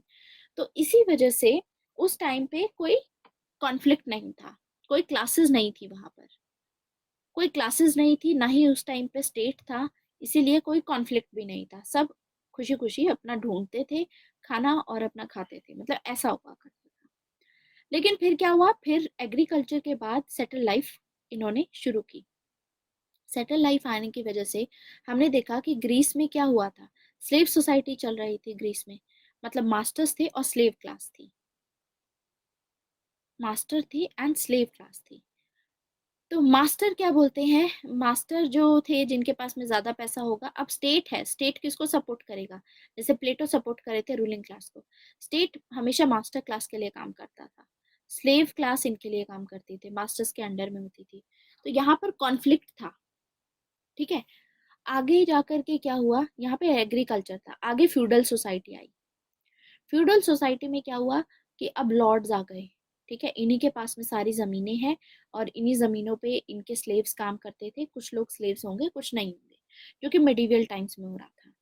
तो फ्यूडलिज्म में भी कुछ लॉर्ड्स थे एंड कुछ सर्फ्स थे, यहाँ पर भी स्लेव था, तो यहाँ पर भी दो क्लासेस थी। जैसे शुरुआत में कोई क्लासेस नहीं थी क्योंकि स्टेट भी नहीं था, अब यहाँ पर स्टेट आ गया तो क्लासेस भी बन गई। तो यानी यहाँ पर अब इन दोनों के बीच में कॉन्फ्लिक्ट होगा, मास्टर और स्लेव्स के बीच में। अब है फ्यूडलिज्म, फ्यूडलिज्म में फ्यूडल सोसाइटी है, यहाँ पर भी स्टेट है, तो स्टेट भी, यहाँ पर भी स्टेट लॉर्ड्स को सपोर्ट करता था, फ्यूडल लॉर्ड्स को। तो फ्यूडल लॉर्ड्स और सर्फ्स, जो सर्फ्स का मतलब होता है स्लेव्स, मतलब नौकरी, तो इनके अपने नौकरी होते थे, वही मतलब इनके बीच में कॉन्फ्लिक्ट होगा। आगे आया कैपिटलिज्म। अब कैपिटलिज्म में चेंज हो गया, इकोनॉमिक सिस्टम चेंज हो रहा है। देखो, इकोनॉमिक सिस्टम पहले यहाँ एग्रीकल्चर था, यहाँ पर फ्यूडल सोसाइटी आ गई, ठीक है, यहाँ पर अलग हो गया, यहाँ पे कैपिटलिज्म बना। अब यहाँ पे कैपिटलिज्म के चलते इंडस्ट्रीज खड़ी हुई, तो अब यहाँ पर भी एक्सप्लॉयटेशन होगा। यहाँ पे bourgeoisie class I and working class आई, और यहाँ पर भी स्टेट प्रेजेंट था। तो यानी जब तक स्टेट प्रेजेंट रहेगा तब तक एक्सप्लॉयटेशन रहेगा। आगे क्या होगा, कैपिटलिज्म के आगे फ्यूडलिज्म। फ्यूडलिज्म में देखो क्या होता है, फ्यूडलिज्म में भी स्टेट प्रेजेंट होता है, एक राजा होता है, ठीक है, और फ्यूडल लॉर्ड्स होते हैं उसके नीचे कुछ। तो राजा को जब भी जरूरत पड़ती है वो फ्यूडल लॉर्ड्स को अपने उससे बुला लेता है। फ्यूडल लॉर्ड्स के पास में अपनी सेनाएं होती हैं, और राजा क्या करता है, राजा क्योंकि डिवाइन है, ठीक है, डिवाइन थ्योरी, तो सारी लैंड राजा के पास होती है, तो राजा अपनी लैंड है ना इन फ्यूडल लॉर्ड्स में दे देता है कि ठीक है ये लैंड आप ले लो, क्योंकि इस इनसे सर्विसेज लेता है ना राजा, दैट्स वाई। तो राजा क्या करेगा, इनकी अपनी सेना होगी, इनके अपने घुड़सवार होंगे या हाथी वाले जो भी हो हाथी सवार होंगे। तो पॉइंट इज कि जब भी राजा को लड़ाई लड़नी है दूसरे राजा के साथ में, तो राजा इनकी हेल्प लेता है, इन फ्यूडल लॉर्ड्स की। तो इनको लैंड देता है उस पर्पज से, पेमेंट भी तो करनी होगी ना, आप इनको सपोर्ट कर रहे हो तो इनको लैंड दिया, ठीक है तो वैसे वो राजा के नाम की, लेकिन संभाल ये लोग रहे हैं, ठीक है, तो इनको लैंड दी जाती है। तो ये लैंड पे अपने खुद के जो भी स्लेव्स हैं उनको काम करवाते हैं। तो यानी स्टेट प्रेजेंट था वहां पर, और स्टेट किसको सपोर्ट करता था, फ्यूडल लॉर्ड्स को सपोर्ट कर रहा था। तो जो जो स्लेव्स थे नीचे, जो सर्फ थे, सर्फ होता है SERFS, सर्फ्स बोलते हैं इनको, ठीक है। फ्यूडलिज्म भी एक पॉलिटिकल सिस्टम ही है, ठीक है, इकोनॉमिक सिस्टम भी बोल सकते हो आप इसको, और ये भी बोल सकते हो। स्लेव सोसाइटी में एग्रीकल्चर के थ्रू स्लेव्स कहाँ से, एग्रीकल्चर तो था, लेकिन जो मास्टर्स थे, जो मास्टर होते हैं, जिन लोगों के पास में प्रॉपर्टी थी, तो उसी पे तो स्लेव काम करेंगे, इनके प्रॉपर्टी पे भी काम करेंगे, इनके घर के लिए भी काम करेंगे, समझे। प्रॉपर्टी तो थी इनके पास में। आप प्लेटो के साथ में मत करो। मैंने आपको शुरुआत में क्या बताया था, शुरुआत में बताया था कि एथेंस की सोसाइटी कैसी थी। तो मैंने आपको वहां बताया था कि दो क्लासेस में डिवाइडेड थी, जिनके पास में पैसा प्रॉपर्टी थी वो लोग मास्टर क्लास का पार्ट थे, जिनके पास नहीं था ये रिसोर्सेज वो स्लेव्स थे। तो जो जिनके पास प्रॉपर्टी है खुद थोड़ी ना प्रॉपर्टी पे काम करेंगे, उनके स्लेव्स काम करेंगे उनके लिए, समझ आया, एनी डाउट। तो वहां पर भी कॉन्फ्लिक्ट था, वहां पर भी जो गवर्नमेंट थी वो मास्टर्स को ही सपोर्ट करती थी। ऐसे ही फ्यूडलिज्म में था, फ्यूडलिज्म में ये जो स्लेव्स हैं, ये जो सर्फ हैं, इनके भी लिए कुछ नहीं किया जाता था, तो यहाँ पर भी क्लास कॉन्फ्लिक्ट था। अब आगे कैपिटलिज्म आया जिसमें बुर्जुआजी क्लास वर्किंग क्लास आए, तो यहाँ पर भी क्लास कॉन्फ्लिक्ट हुआ। अब लेकिन कैपिटलिज्म के आगे कार्ल मार्क्स ने बोला कि हमको रेवोल्यूशन लाना होगा, और रेवोल्यूशन के बाद सोशलिज्म आएगा। सोशलिज्म में क्या होगा, सारे रिसोर्सेज अब वर्किंग क्लास के पास आ जाएंगे। तो यानी अब ये डिक्टेटरशिप होगी मेजॉरिटी क्लास की, डिक्टेटरशिप ऑफ मेजॉरिटी, ठीक है। तो यहाँ पे प्रोलिटेरिएट पावर में है, यानी वर्किंग क्लास पावर में है अब। और एक्सप्लॉयटेशन किसका होगा, बुर्जुआजी क्लास का एक्सप्लॉयटेशन होगा। तो यहाँ पर भी कॉन्फ्लिक्ट है, मतलब यहाँ पर भी कॉन्फ्लिक्ट चल रहा है, क्योंकि अभी सोशलिज्म में स्टेट अबॉलिश नहीं हुआ, यहाँ पर भी स्टेट है, और स्टेट किसको प्रेजेंट कर रहा है, स्टेट इनको प्रेजेंट कर रहा है आपकी बार। तो फाइनली आगे जा करके एक दिन कम्युनिज्म एस्टेब्लिश कर देंगे पीसफुली, पीसफुल होगा यहाँ पर। जैसे कैपिटलिज्म से जब हमने सोशलिज्म लाया तो हमने वायलेंस के थ्रू लेकर के आए, लेकिन सोशलिज्म से कम्युनिज्म पीसफुल होगा। एक दिन डिसाइड करेंगे कि अब से जो प्रॉपर्टी है वो अबॉलिश हो चुकी हैं, कोई स्टेट नहीं होगा, स्टेट भी अबॉलिश कर दिया जाएगा। अब क्योंकि स्टेट नहीं बचा, तो स्टेट सपोर्ट किसको करेगा, तो यानी क्लासेस भी नहीं होंगी, इसीलिए कम्युनिज्म क्लासलेस सोसाइटी है, स्टेटलेस सोसाइटी है, परफेक्ट हैप्पीनेस है, परफेक्ट फ्रीडम है, क्योंकि यहाँ पर कोई कॉन्फ्लिक्ट नहीं है, there is no class conflict. तो अपने डायलेक्टिकल मटेरियलिज्म के थ्रू बता रहे हैं कि मैटर मूव कर रहा है। मैटर कैसे मूव कर रहा है, इकोनॉमिक सिस्टम चेंज हो रहा है, जो लोग एक्शंस लेते हैं वो थोड़ा थोड़ा चेंज हो रहा है, धीरे धीरे करके एक्शन लोगे तो चेंज होगा। तो यानी हिस्ट्री में अगर आप एक्शन करते हो, जो आप इस वर्ल्ड में कर रहे हो, जो एक्शन लेते हो, उसके थ्रू चेंज आएगा। हिस्ट्री हिस्ट्री आप खुद बनाते हो, समझ आया, this is the status of history. अभी आगे फर्दर इसको कवर करेंगे, जिसमें ये मैंने आपको बताई दिया लॉ ऑफ हिस्ट्री, 3 लॉज दिए थे उन्होंने, हेगल ने। हेगल बोलते थे history is the movement of idea, और कार्ल मार्क्स ने अपना हिस्टोरिकल मटेरियलिज्म दिया, जिसमें उन्होंने बोला कि ये हिस्टोरिकल आइडियलिज्म को काटने के लिए दिया था। पहली साइंटिफिक एक्सप्लेनेशन इन्होंने दी कि पहला हिस्टोरिकल एक्ट ऑफ मैन देखो कि ही वांटेड टू नो कि पहले थिंकिंग हुई या पहले एक्शन।